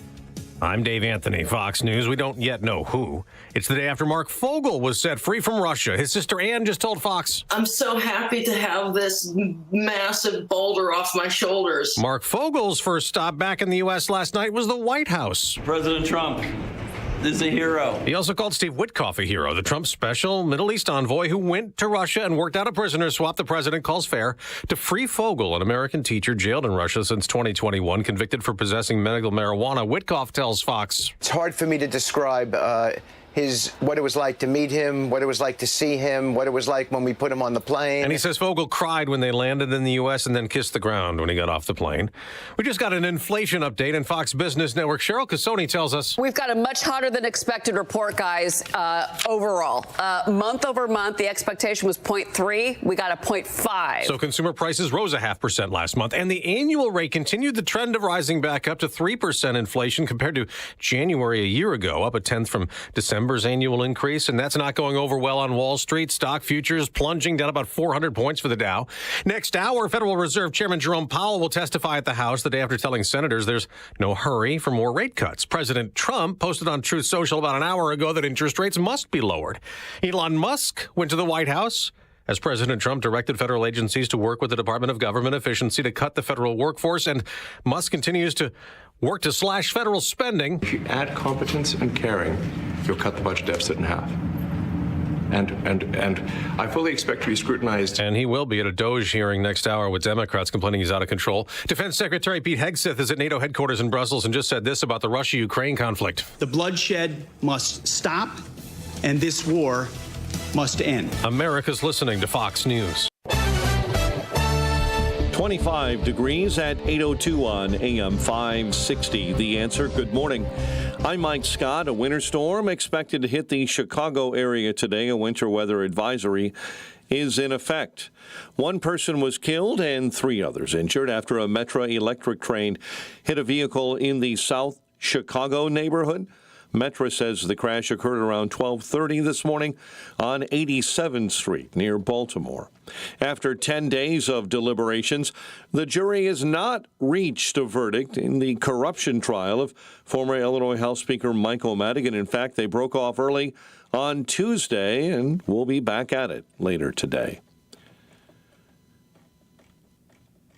New lawsuits surrounding sex abuse at Illinois juvenile facilities include more than 130 people with allegations dating back to the 1990s. The juvenile justice system promises rehabilitation, but instead, for our clients, the system was nothing more than a pipeline for suffering. Attorney Kristen Eden says the plaintiffs allege the abuse happened between 1996 and 2023. For more than a decade, Illinois and Michigan have fought to secure federal funding to prevent Asian carp from getting into Lake Michigan. Our U.S. Army Corps of Engineers project on Tuesday aimed at creating a gauntlet of barriers was postponed. The announcement made by Governor J.B. Pritzker, who said the groundbreaking ceremony at the Brandon Road Lock and Dam near Joliet was canceled. It may be canceled until May. They consume a lot of food. They filter it out of the water, and they can lay up to 1 million eggs at a time. The silver and bighead carp can push those native fish out, push those sport fish out, and make waters, in some cases, off limits. The DNR says the barriers are urgent. The Trump administration is pausing that $117 million federal grant, causing the DNR to put many projects like that on hold. Bulls lost to the Pistons, 132-92. College hoops fighting Illini get away with a win over UCLA, while Northwestern lost to Oregon, and DePaul beaten by number 16, Marquette. The news service, A Balance of Nature, fruits and veggies in a capsule. Order online at balanceofnature.com. Use coupon code Chicago to save 35%. 8:04, time for the AM 560 Business Beat, a service of Signature Bank. Visit signaturebank.bank for all your commercial banking needs. Now, the latest from the Fox Business Network. I'm Elizabeth McDonald, and this is the Fox Business Report. California's high-risk insurer is getting $1 billion bailout after the Los Angeles fires. The move could likely lead to higher costs for households across the state and may push more insurers to leave, which would intensify a home insurance crisis. State regulators announcing it's granting the bailout to the FAIR plan, which says it's run out of money to pay the LA fire claims. This coming after 2 of the most destructive fires in the state's history. The FAIR plan says it's paid out $914 million so far to policyholders, a figure that is expected to rise. Shares of Upstart Holdings surging after the artificial intelligence lending platform easily beat quarterly earnings estimates and issued upbeat guidance. That's your Fox Business Report. I'm Lillian Wu, invested in you. 8:05 and a check of traffic and weather on the way next on AM 560. On March 4th, President Trump will make his first address to a joint session of Congress of his new presidency. Mr. Speaker, the President of the United States. And AM 560 The Answer is throwing a watch party, and you're invited to join us for dinner at the Meridian Banquets and Conference Center in Rolling Meadows. Enjoy dinner before the speech, and then watch the speech with AM 560's Dan Proft, Amy Jacobson, and Sean Thompson. Tickets are on sale now at 560theanswer.com/watch. Sponsored in part by attorney Stephen A. Leahy at Opum Tax Advocates. Signature Bank is Chicago's fastest growing independently owned business bank, a bank where relationships still matter. Signature Bank knows your name and your story. I'm Dan Proft, and I know this because Signature Bank is my business bank. I'm Scott Bartmus, co-founder of ESCO, a security and fire alarm services business and a customer of Signature Bank. We work hard to give our customers peace of mind, so it's nice to know that while we have our customers' backs, partners like Signature Bank have ours. When COVID hit, there was a lot of uncertainty for many businesses, particularly surrounding the PPP loan program, with parameters and deadlines changing constantly.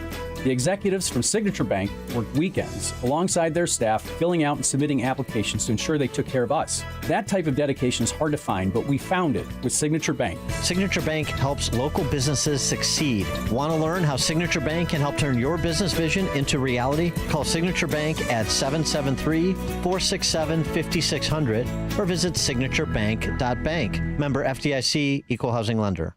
Hi, I'm Ken Mariotti, owner of Woodland Windows and Doors, a third-generation family-owned business since 1969. We know you're bombarded by choices when shopping for new windows or doors, so we're inviting you to experience the Woodland difference. For decades, we have been transforming living spaces with Marvin Windows, a fifth-generation family business. Marvin replacement windows have been known to increase the warmth of your cold rooms by 10 degrees. Think about that, 10 degrees warmer. When you welcome Woodland into your home, you will get a product expert to transform your living spaces, full-time, dedicated professional installers that you can trust in your home, along with the best products like Marvin.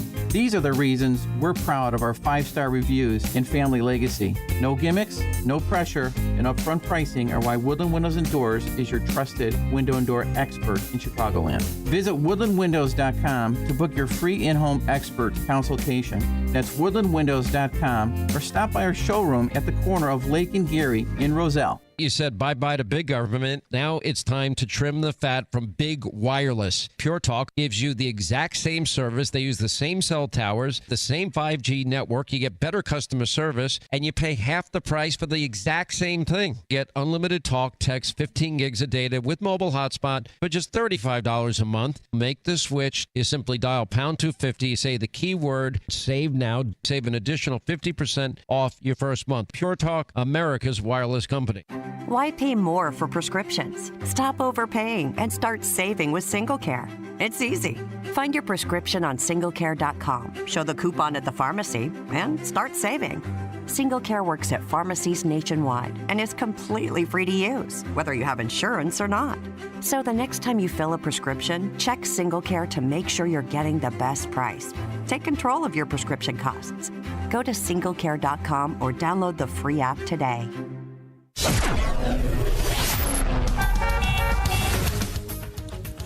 8:09. Let's get an update on the roads. Team Hochberg Traffic Center time, a service of almostfreeteeth.com. Kennedy outbound, an accident, left lane blocked between Ohio and Division. Stevenson inbound, 25 minutes, 3:55 into DuSable Lakeshore Drive. I-57 jammed up inbound between Cal-Sag to before 127th, all due to an accident there with a left lane block. Route 53, the northbound off-ramp to the Jane Addams Toll Road, I-90, completely shut down right now.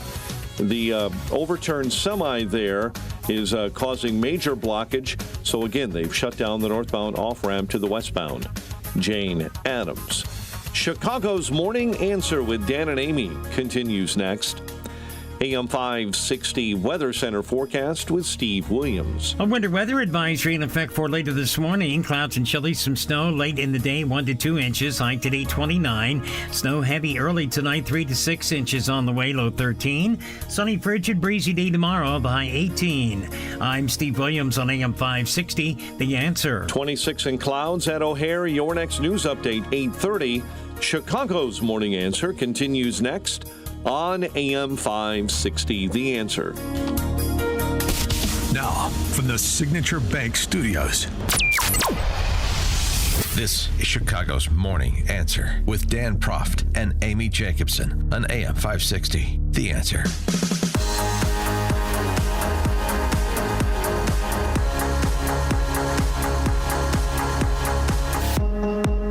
Top of the morning, Dan and Amy. Before we get to matters national, although this really is a national matter because Henry Hyde was a national figure, updating the story on the move by new Marxists in DuPage County that control DuPage County, control the DuPage County Board 2-1. They did what they resolved to do, which is to move to remove Henry Hyde's name from the judicial building in DuPage County government because, of course, he was pro-life and authored the Hyde Amendment, and that is an affront to the new Marxists who are pro-abortion all the time, no restrictions, taxpayer funded, you know. Well, they're just trying to flex their muscles because they're cowards. Kevin Coyne is the chairman of the DuPage County GOP. He joins us now. Kevin. Hey, Dan, how are you? Good. Thanks for having me. Tell us what happened. You went to the hearing yesterday.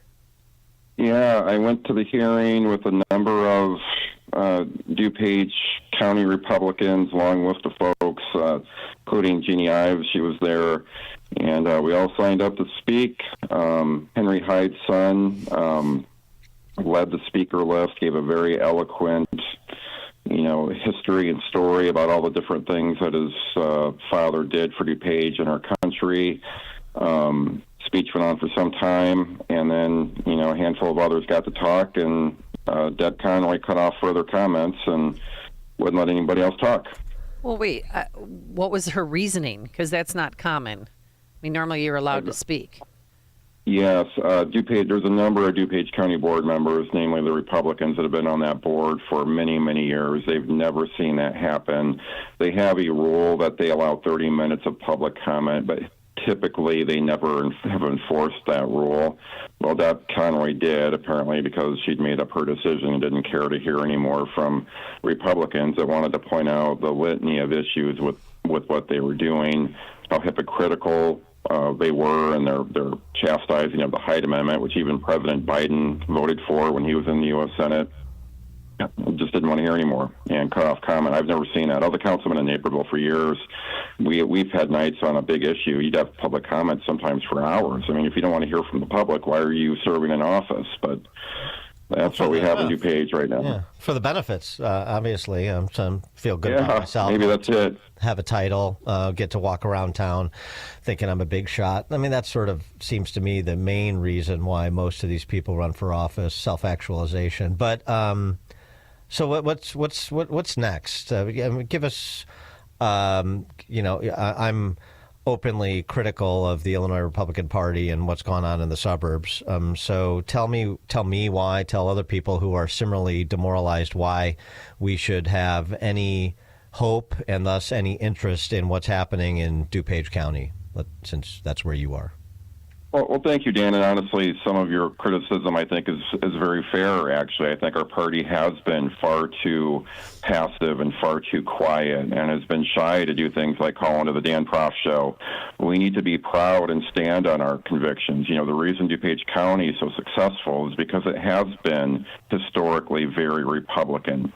And we should be proud that we're Republicans and not run from it just because we've run into a few years of some tough election cycles. So I'm doing what I can to re-energize it, push it. We're very loud all of a sudden on social media. We're doing what we can to get people excited and engaged and being involved in this party, and we got to take it to them and not lay low.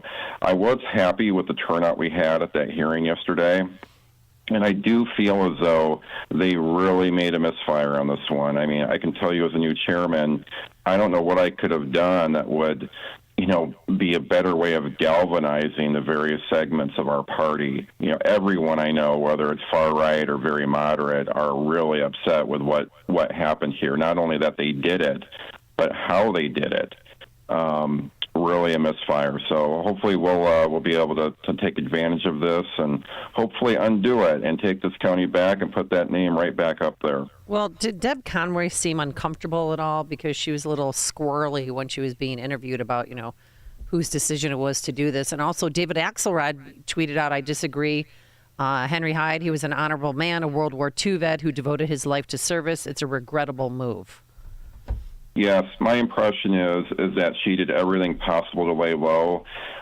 With this, it came out with virtually no notice. Some of the Republicans on that board didn't know that they were doing this until just, the minimum 3 days before they brought this forward.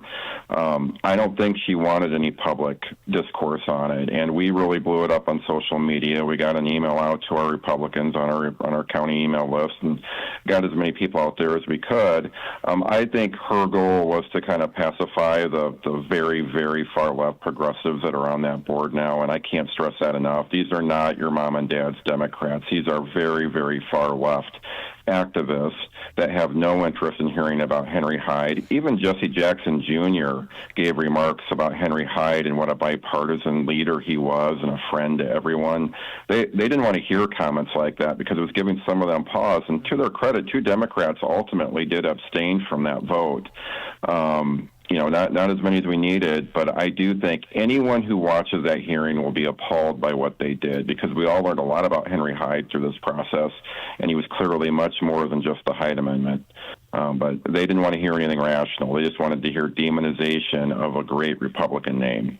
Those 2 Democrats who abstained, I wouldn't give them any credit. They're just playing the political middling game. They're not. If it was obnoxious to them, which it should have been to any decent person, then they should have voted no, but they can't do that because they can't break ranks. So I don't really want to hear about credit for those 2 abstentions. They should be targeted just like the rest of them.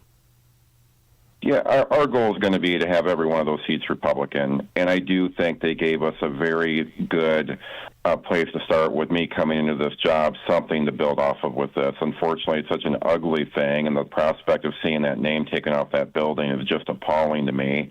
But I think, when I read the comments on social media, again, to your point, even David Axelrod didn't like this. I suspect you're going to hear from more national figures when it starts circulating in the media a little bit.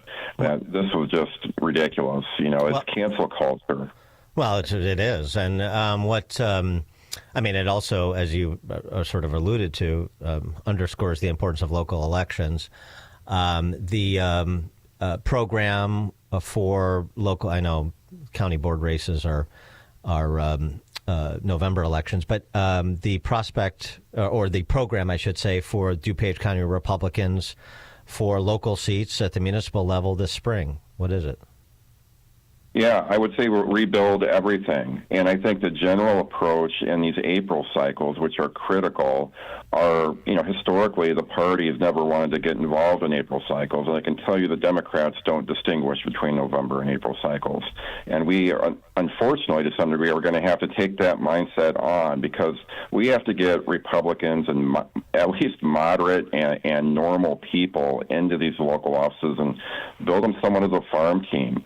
And get folks who are interested in government, interested in conservative ideals into office, and do what we can collectively to take this county back, because it's evident where we go if progressives run things. I can't think of an exception to this anywhere in the country. If they're running any kind of community or county or district, that district is going nowhere good. And DuPage County will not be an exception. And I think anyone who watched that hearing, I think, would be shocked by who's running this county now. That was appalling. It was bad government and shady, and hopefully we can take the steps we need to take this county back. Kevin Coyne, chairman of the DuPage County Republican Party out of Naperville. Kevin, thanks for being with us. Appreciate it. Thank you so much for having me. Yep. Thank you. Sorry. Go ahead. Well, I was going to thank him because he joined us on our Turnkey.pro answer line. It's like a hot, steaming cup of information to start your day. It's Chicago's Morning Answer on AM 560. The Answer. Jeff Tishlar, author of High Tech versus the Highest Tech, has shared his knowledge of the spectacular things that we see in nature, as opposed to what man has created, and how this should inform one's faith. Jeff served on the mission field all over the world and has created this highly illustrated and concisely written technical book. The easy-to-read format is understood from the youngest reader to the most intelligent and mature readers. Google and Amazon book reviews include, "This is the best little book I have ever read. It is amazing how much information is in this book."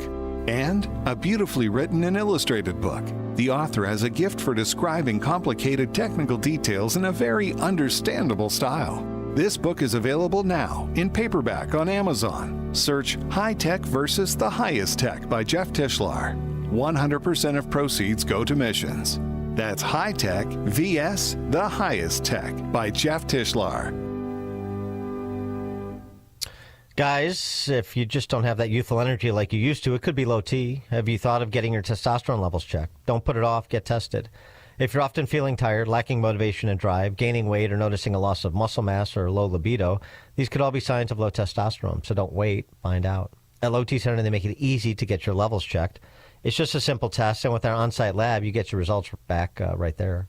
Low T Center, not your typical doctor's office. Their physicians specialize in treating low T with testosterone replacement therapy, or TRT, for each patient. Their personal treatment plans are optimized for each patient. They're not just basic standard treatments. For current patients, Low T offers you a $150 referral credit for each new patient you refer. And at Low T Center, you can also get your health evaluated for treatment with prescription GLP-1 weight loss medications. So get back to your best. Visit lowtcenter.com to book your appointment online today. That's lowtcenter.com. Tell them Dan Prof sent you when you do. Low T Center, reinventing men's healthcare. Why pay more for prescriptions? Stop overpaying and start saving with SingleCare. It's easy. Find your prescription on singlecare.com, show the coupon at the pharmacy, and start saving. SingleCare works at pharmacies nationwide and is completely free to use, whether you have insurance or not. So the next time you fill a prescription, check SingleCare to make sure you're getting the best price. Take control of your prescription costs. Go to singlecare.com or download the free app today. During tax season, your personal info travels to a lot of places you can't control. Between payroll, your home office, your tax preparer, and the IRS, if your W-2 gets exposed, that's just the ticket for identity thieves. That's why LifeLock monitors hundreds of millions of data points every second.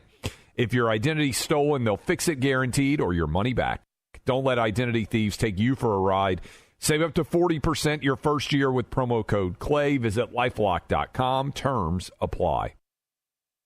All right. It starts out as a nuisance and you just put up with it, but then awful joint pain impacts everything you do in your life. Something simple like walking up the stairs, getting out of your car. You don't have to live like this.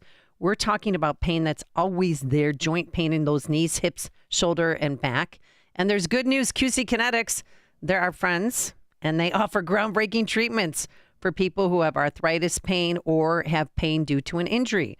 Folks, we're talking long-term relief. QC Kinetics regenerative treatments are sweeping the nation. Joe Rogan recently mentioned his positive results with regenerative medicine on his podcast. And they're here in Chicago under the guidance of medical director Dr. Ashley Caravelli. You know, thousands of patients will tell you, don't wait. Call today. These new orthobiologic cellular therapies, including PRP treatments, can revitalize your joints without going under the knife. QC Kinetic treatments prompt your own body to heal and restore damaged joint tissues. There's no downtime, and folks, joint pain does not get better with time. So before it's absolutely debilitating, see if you're a candidate for these life-changing treatments. Call QC Kinetics for a free consultation. Tell them Amy Jacobson sent you. Saturday appointments available, 312-809-5955. That's 312-809-5955. Again, 312-809-5955. If you have high blood pressure, you have the #1 risk factor for mortality. Don't be a walking time bomb. Make this change and watch your blood pressure drop. Order a 120 Life today. Yes, 120 Life is an amazing blend of superfood juices that can actually help lower your blood pressure. It's been endorsed by thousands of health professionals and doesn't have the side effects of medication. It's up to you to control your blood pressure, not Big Pharma. Seriously, 120 Life could be the natural game changer in your life. Try diet yourself risk-free with a 2-week trial pack. You've got nothing to lose but your high blood pressure. Go to 120life.com and use promo code 560 to save 15% and get free shipping. 120 Life is so sure it can noticeably lower your blood pressure in just 2 weeks, they'll give your money back if you're not satisfied. Order the 8-ounce drink or powdered mix. From pomegranates to cranberries, it's the delicious way to lower your blood pressure. It really works. Go to 120life.com now. Use coupon code 560 to save 15% and get free shipping. Wesley is a truck driver. I drive a truck, and I love what I do. A truck driver with IRS troubles. They told me I owed them $43,000. It got really bad. Quite a few letters in the mail. They were talking about wage garnishment, coming after my house, my car. Yeah, they don't play around. I seriously thought that I was going to lose everything. One sleepless night, Wesley finally made a call to Optima Tax Relief at 2 a.m. Kind of figured I'd get a machine, but I didn't. I actually got to talk to an actual person in the middle of the night.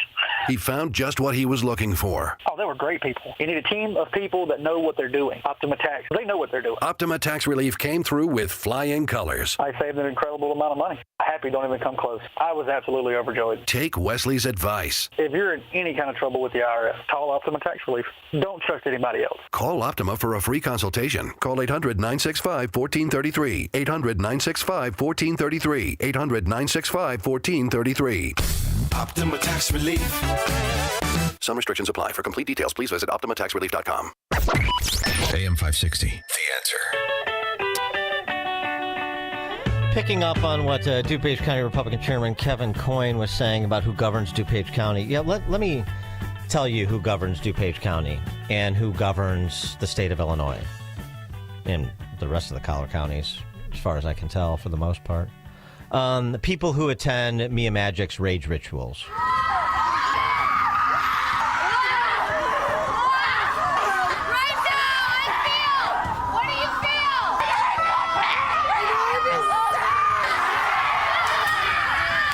That's a pregame for DuPage County board meetings these days. People who attend a meeting to protest the timber industry and to try to block timber sales in Olympia, Washington, who writhe on the floor to impersonate dying wolves. Oh, God.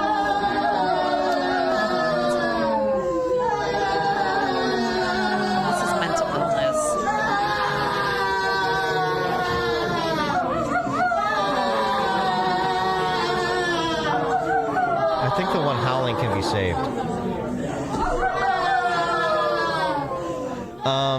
People like Representative Maxine Dexter. Why are they always named Maxine? Maxine Dexter, she is a pulmonologist, and she's also a member of Congress from Oregon. She's a pulmonologist, though. She could easily live in Naperville or Downers Grove or Glen Ellen or Winnetka, but she lives in Oregon.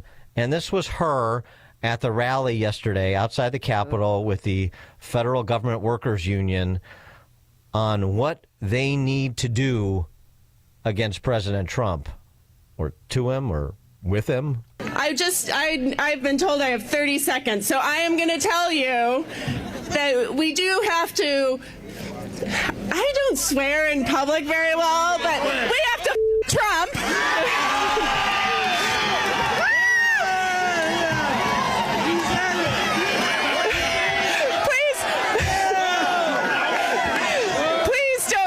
Children that I just did that. And she's a mom. Yeah. Professional women. Right. Yeah, that's your Democratic Party, folks. Who signed up for that? Here's who governs DuPage County and the collar counties, and by extension, the state of Illinois. Oh, which side are you on? Which side are you on? Tell me, which side are you on? Which side are you on? We'll fight against Doge. We'll fight Elon Musk. No Elon's kept within our walls. We'll fight from dawn to dusk. Oh, which side are you on? Which side are you on? Tell me, which side are you on? Which side are you on? Trump's coming for our unions. He wants us all to fail. He wants wants us to bow to him, but we want him in jail. Oh, Which side are you on? Oh, I'm looking at that. Those people pretending to be dying coyotes. And guess what? There's people at that meeting with masks on their face. Of course. What year is this? 2025. Out of an abundance of caution. If it says one coyote.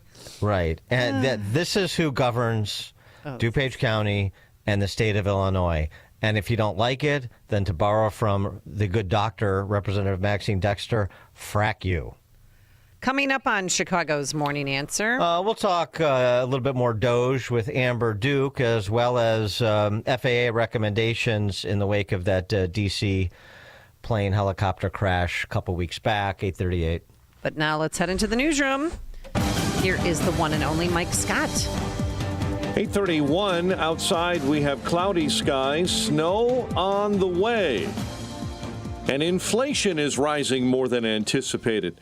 January's Consumer Price Index, which measures the costs in goods and services, increased by 0.5% for the month. House Doge Subcommittee will hold its first hearing this morning. The Delivering on Government Efficiency Subcommittee is the congressional counterpart to Elon Musk's Department of Government Efficiency. Yesterday, the president didn't believe any new judges would take issue with Doge. We want to weed out the corruption, and it seems hard to believe that a judge could say, we don't want you to do that. In fact, the president signed another executive order yesterday, giving the Musk-led Doge team even more power. Mark Fogel is back in the U.S. after being imprisoned on drug charges in Russia since 2021. I feel like the luckiest man on earth right now. And I want you to know that I am not a hero in this at all. The president did not confirm or deny speaking with the Russian president and said terms were fair. A confirmation vote for Tulsi Gabbard as the new director of national intelligence is expected as soon as today. Coca-Cola saying this morning it will move to begin using more plastic bottles if new aluminum tariffs take effect next month. Winter storm expected to slam the Chicago area, all of northern Illinois, with 3 to 6 inches of snow. One person killed and 3 others injured after a Metra electric train hit an SUV early this morning in the South Chicago neighborhood. Jurors back at it today at the Dirksen Federal Building. After 10 days of deliberations, no verdict in the corruption trial of former Illinois House Speaker Michael Madigan and his co-defendant, Michael McLean. Bulls dreadful in a loss to the Pistons, 132-92. White Sox pitchers and catchers are reporting, and they pick up a Gold Glove outfielder, Michael Taylor, signing a 1-year deal. College hoops, Fighting Illini beat UCLA. Northwestern lost to the Oregon Ducks. DePaul lost to number 16 Marquette. And Loyola, a win over Richmond. There were some upsets yesterday in college hoops. Kansas State topped number 13 Arizona. Indiana beat number 11 Michigan State. And number 20 Michigan, a win over number 7 Purdue. The news, a service of Low T Center. If you're not feeling that same energy anymore, testosterone therapy, or TRT, may be the answer. Look for personalized treatment like you'll get with the TRT experts at Low T Center. Book your appointment at lowtcenter.com. A check of traffic and weather on the way next on AM 560. This Valentine's Day, you can say, I love you to that special someone. Just one kiss from your sweet lips will tell. In the form of $2,000 if you win our Cash for Couples contest. I love you so much. Enter today at 560theanswer.com/love. That's 560theanswer.com/love. If you're getting divorced, you need to call Team Hochberg, your trusted local lender. Marcy, 38, homemaker, no income, with 3 kids under 10, recently filed for divorce. Marcy's soon-to-be ex needed the equity out of their marital home to purchase a new home, so Marcy called Team Hochberg after being told by other lenders she couldn't refinance until the divorce was final. Wrong. I helped Marcy refinance with her parents co-signing because she didn't have a job and wasn't receiving child or spousal support. Let's review. Marcy needed to refinance her soon-to-be ex off the mortgage and give him half the home's equity to buy a home, and was told it couldn't be done. And I helped Marcy refinance. If you're getting divorced and want mortgage advice from a lender who can empathize with your situation, give us a call now at 855-563-2843 or visit 56david.com. That's 855-563-2843 or visit 56david.com. Lower.com, equal housing lender, and MLS 112-4061. Balance of Nature supplements, changing the world one life at a time. You know, I'm 80 years old. I'm a veteran, and the reds and the greens, I really appreciate the vegan capsules from Balance of Nature. So I can definitely tell you it's all 100% positive. It really, really works. I love the fiber and spice. I'm getting started back on the fruits and vegetables, but the fiber and spice, it's the best fiber I've ever taken in the last 20 years. It's the best gift I've ever given myself. I just feel better. I swear it's due to Balance of Nature. I am really, really happy with the product and couldn't say more to advise people to buy them. Start your journey with Balance of Nature supplements. Go to balanceofnature.com and get 35% off your first preferred set with free shipping as a new preferred customer by using discount code CHICAGO. This hourly segment is brought to you by Health Quest Radio with Dr. David Kolbaba. Saturday mornings at 11. Visit healthquestradio.com. 8:37. Let's get an update on the roads. Team Hochberg Traffic Center time. And this update, a service of Staples stores. Your local Staples has hot deals and super low prices throughout the store on everything for your business. And right now at Staples, save up to $250 off your print order. Exclusions apply. Visit staples.com/print for details. Ends April 5th. Kennedy right now, 25. O'Hare into the Burns Circle interchange. The Ike, fairly trouble-free except for an accident that's cropped up. A left center lane block inbound between Costner and Central Park. Stalled semi on an exit ramp on the Tri-State on the southbound side of 294, right at Route 21 or Milwaukee Avenue. Chicago's Morning Answer with Dan and Amy continues next. AM 560 Weather Center forecast. Snow 1 to 2 inches throughout the day. High 29. Heavy snow beginning for the afternoon drive home. 3 to 6 inches into the overnight and a low of 13. Right now, 27 degrees. Your next news is at 9. Chicago's Morning Answer continues next on AM 560 The Answer. Now, from the Signature Bank Studios. Only the biggest stories, only the biggest guests, and only the biggest opinions. This is AM 560, The Answer. Top of the morning, Dan and Amy. We'll get to this piece that Amber Duke co-authored about the DCA crash momentarily, but she wrote a book about millennials, Marxist millennials taking over the media. So I wanted to get her comment on this wrap-up smear, if you will. The vilification of big balls, part of the Doge team. And then the effort to, I guess it's the effort to sort of ridicule Elon Musk as juvenile for having fun at the D.C. press corps' expense, but who really comes off as juvenile with Dana Bash breathlessly reporting this? Now, the disruptor-in-chief, Elon Musk, who apparently has adopted the alias, at least he changed his social media handle to Harry Balls, tweeted this morning, "Democracy in America is being destroyed by judicial coup. An activist judge is not..." Yeah, and Elon was positively delighted that his nom de plume got reported by Dana Bash. So you got your Balls brothers, you got your Big, and you got your Harry, and now you need a Richard, and that is where Gloria Vanderbilt's kid comes in, an unlikely Richard. Yes, he's giving, but he's not actually giving any evidence of that. It's all going to come, because what they also said was, if we have to go to Congress, we'll go to Congress. Right, but we'll show where it is. Some of the details that have come out, like the $59 million spent on luxury hotels, it's actually not. Talking about the FEMA money that was abused for migrants. That was. Yeah. FEMA money for migrants, that's okay now? No, I'm not saying it's okay. I'm not saying it's okay. Don't put words in my mouth. So would you stop that? Would you stop that process? Don't be a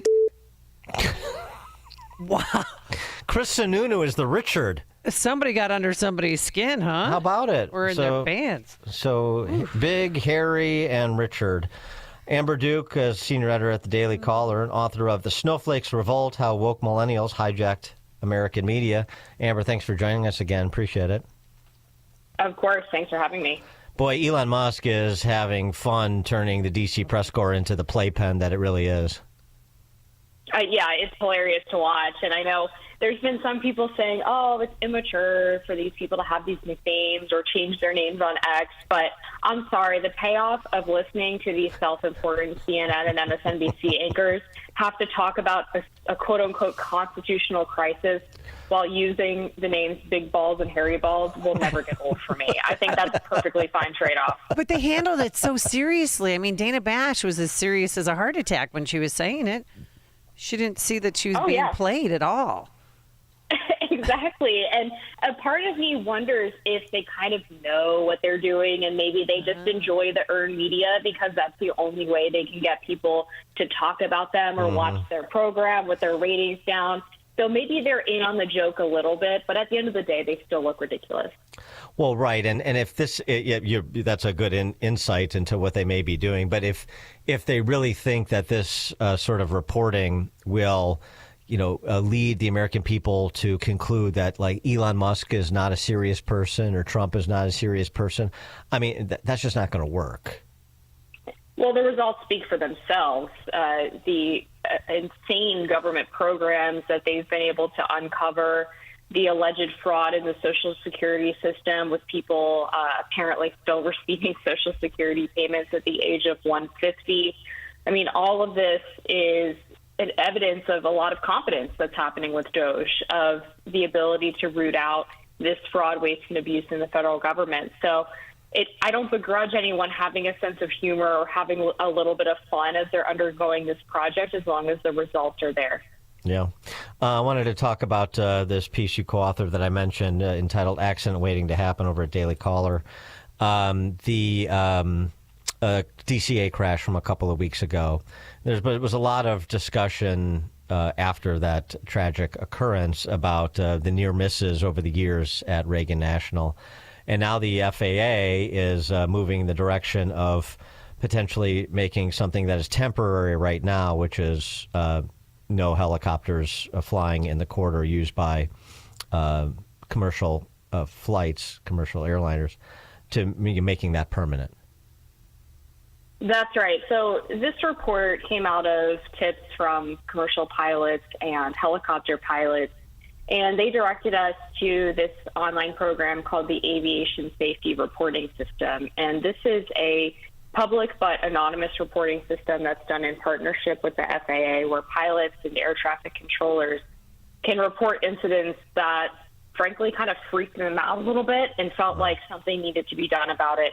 And we found that between 1988 and 2025, there were 30 near misses between commercial airplanes and helicopters at the DCA airport. And the details of these near misses sounded so eerily similar to what happened with that fatal crash on January 29th. Helicopters flying above altitudes, low visibility, the use of runway 33, air traffic controllers not warning airplanes that the helicopters were in their path until it was potentially too late, and air traffic controllers sometimes launching planes directly in the path of helicopters crossing the Potomac. So this was a known problem for years, and it only took 67 people dying for the FAA to finally do something about it. Well, what about reports that there was only one air traffic controller in the tower at the time? I mean, for a busy airport like Reagan, that's pretty bad. Exactly. I mean, DCA, Reagan Airport, is the busiest in the country, and it also has the shortest runway. So there's a really small margin of error there. And when you have one person who's responsible for all of the air traffic, including communicating with those helicopters, that's a huge burden. And I think it's important to mention that according to the pilots that we spoke to for this article, the military helicopters and the commercial airlines are on different radio frequencies. So they can hear the air traffic controller talking to the helicopter, but they cannot hear the helicopter talking back. And often that kind of radio traffic is how pilots know that there's a potential conflict coming up. And because they're not able to hear what the helicopter pilot's saying, they don't know if they've confirmed the plane in their sight, if they're changing course. They're entirely reliant on that ATC, who might only be one person, to prevent them from having an airborne conflict. But we don't know what ATC communicated to the pilot before the crash yet, right? I mean, they've got the black box, but we don't have a transcript of the communications, and that's going to be key to understand if there, we've seen the screen with the two aircrafts, in a collision path with one another, and which unfortunately happened, but we don't know what was going on in terms of the back and forth yet, which is going to be telling. That is true. What we do know from one of the leaks of audio is that the helicopter supposedly confirmed that they had sight of the airplane, which at that point, the responsibility for avoiding the crash passes over from the air traffic controller to the helicopter. So they would have been responsible at that point. One of the other problems is that these radar systems, that these crash avoidance systems that these aircrafts use to avoid each other are typically inhibited at low altitudes.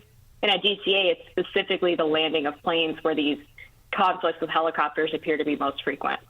And it was interesting, too, I mean, per your story on this, that it wasn't one thing. It was, in terms of the incidents over the last 25 years, it was different things that resulted in these near misses that were frightening enough that pilots went to this site to report on them, to share with the airline pilot community and so forth. So it's not like it's a specific pitfall that has to be addressed. It's just sort of the nature of traffic around that airport that needs to be rethought, is what the FAA is concluding. Right, which is why the FAA's current guidance, as you mentioned, is for helicopters and planes and vice versa to be grounded while the other group is making movements in that area, so that there's just no chance of them coming in contact with one another. But it's true. It's never usually just one thing that leads to a massive safety failure like this. One of the pilots that we spoke to said, we use the Swiss cheese model in the industry. It's a series of failures that all have to line up. And he said, quote, ATC staffing, airspace design, equipment limitations, night conditions, all the holes lined up that night. You plug one hole and everyone goes home to their families. Wow. And you wrote in your article that there was even a close call with the vice president in 2017. Can you tell us what happened? Yes, we were quite stunned to see this incident pop up. We learned that the presidential helicopter has always apparently led to ground stops at DCA Airport, but apparently that's not the case for all VIPs. There was a helicopter in May 2017 that was a part of the vice president's fleet. We don't know whether or not Vice President Pence was actually on board during the incident, but we do know that the craft was en route to the Naval Observatory, which is where the vice president lives while they're in office. And both the helicopter and airplane pilot reported an unsafe situation involving VIP movements. And they noted that while they were supposed to be holding airplanes in the sky during this movement, air traffic controllers at DCA had launched 2 departures at the presidential aircraft less than a mile away and directly into their path. So they suggested that one of the things they could do to fix this in the future was to coordinate better between air traffic controllers and VIP movements, but obviously it never should have happened in the first place. But we talked to a commercial pilot who was also a former military pilot a couple of weeks back, a few days after this crash occurred. And one of the things that he said is that it's not unusual for there to be military operation areas, military airspace areas that are, adjacent or near a commercial airport. He talked about flying in Arizona in particular, where that is routine, and he's not familiar with the sort of number of near misses that, for example, you documented at Reagan over the last 25 years. So, it may not be something that's a system-wide problem, but it's something that just is a problem at Reagan because of the unique dynamics of that airspace and topography and population and so forth. Yeah, I think that's right. And look, we compared the number of near misses at nearby Dulles National Airport.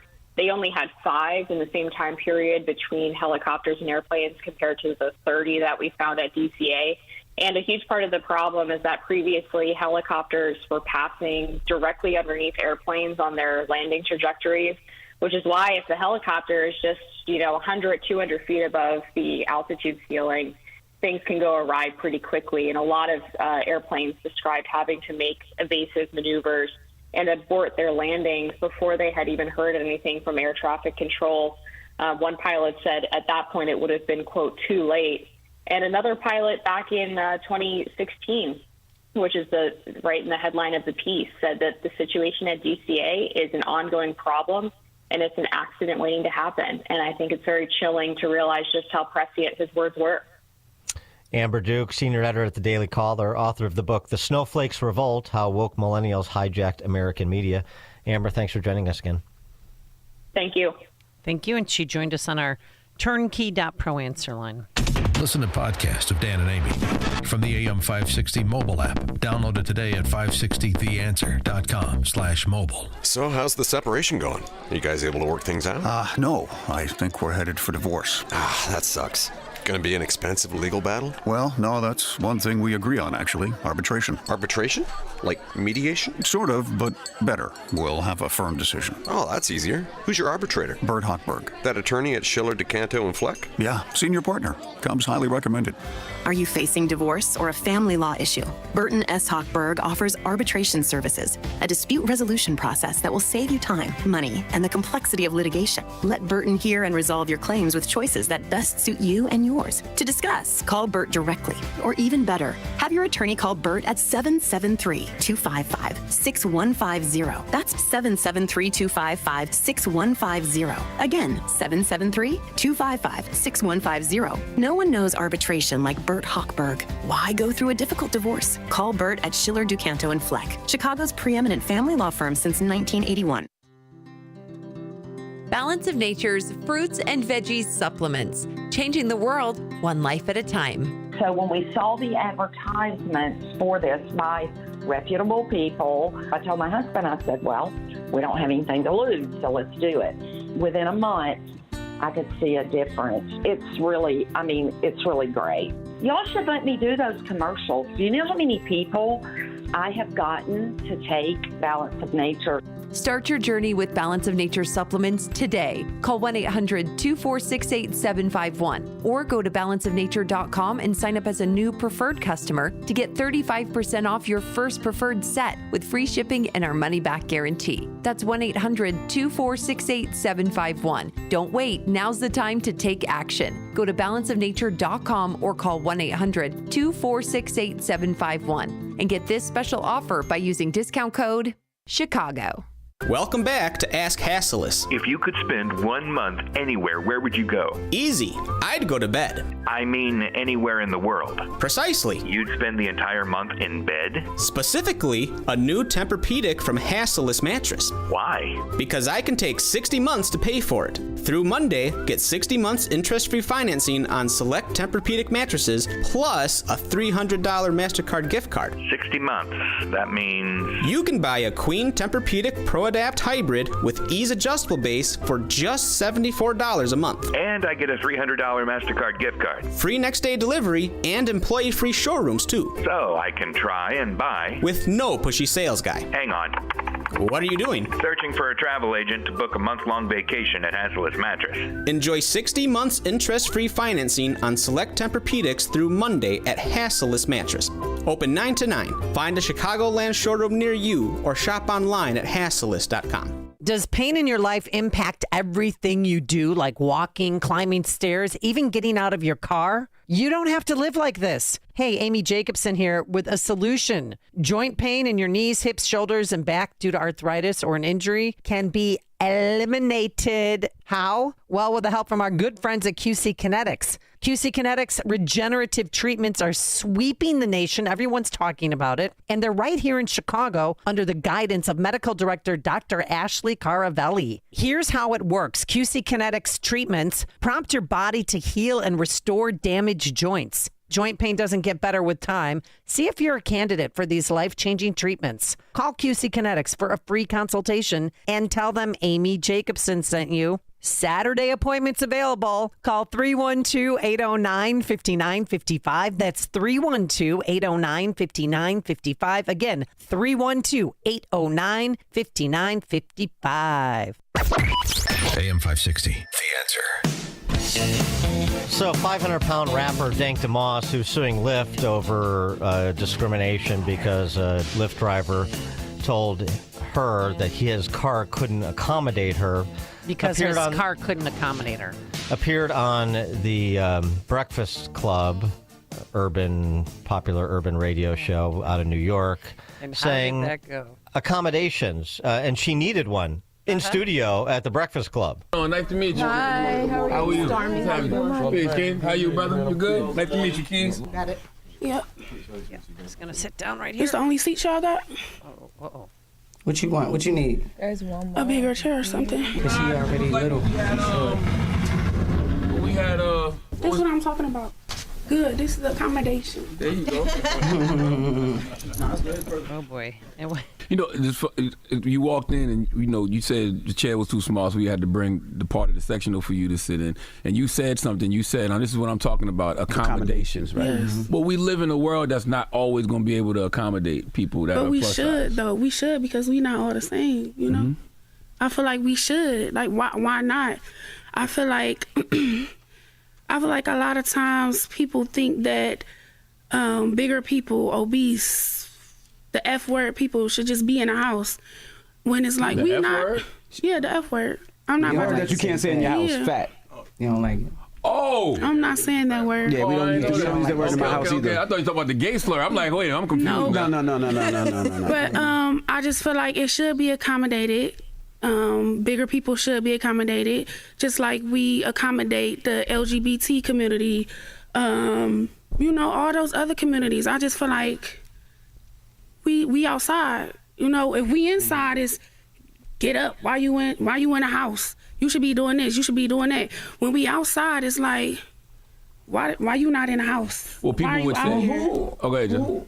Who actually told you that? Because, that's crazy. I don't believe that, F people should stay in the house. I mean, that's how it is. We go outside and people looking at us crazy. Like, we getting stared at for what?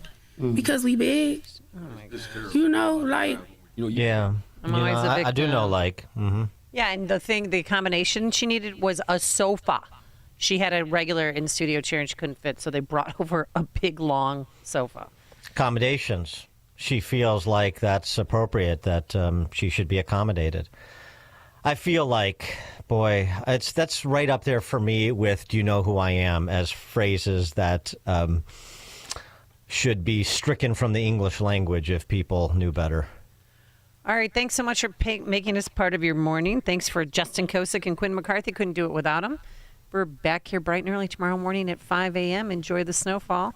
Now let's head into the newsroom. Here's Mike Scott. A recording device found in a bathroom at Highland Park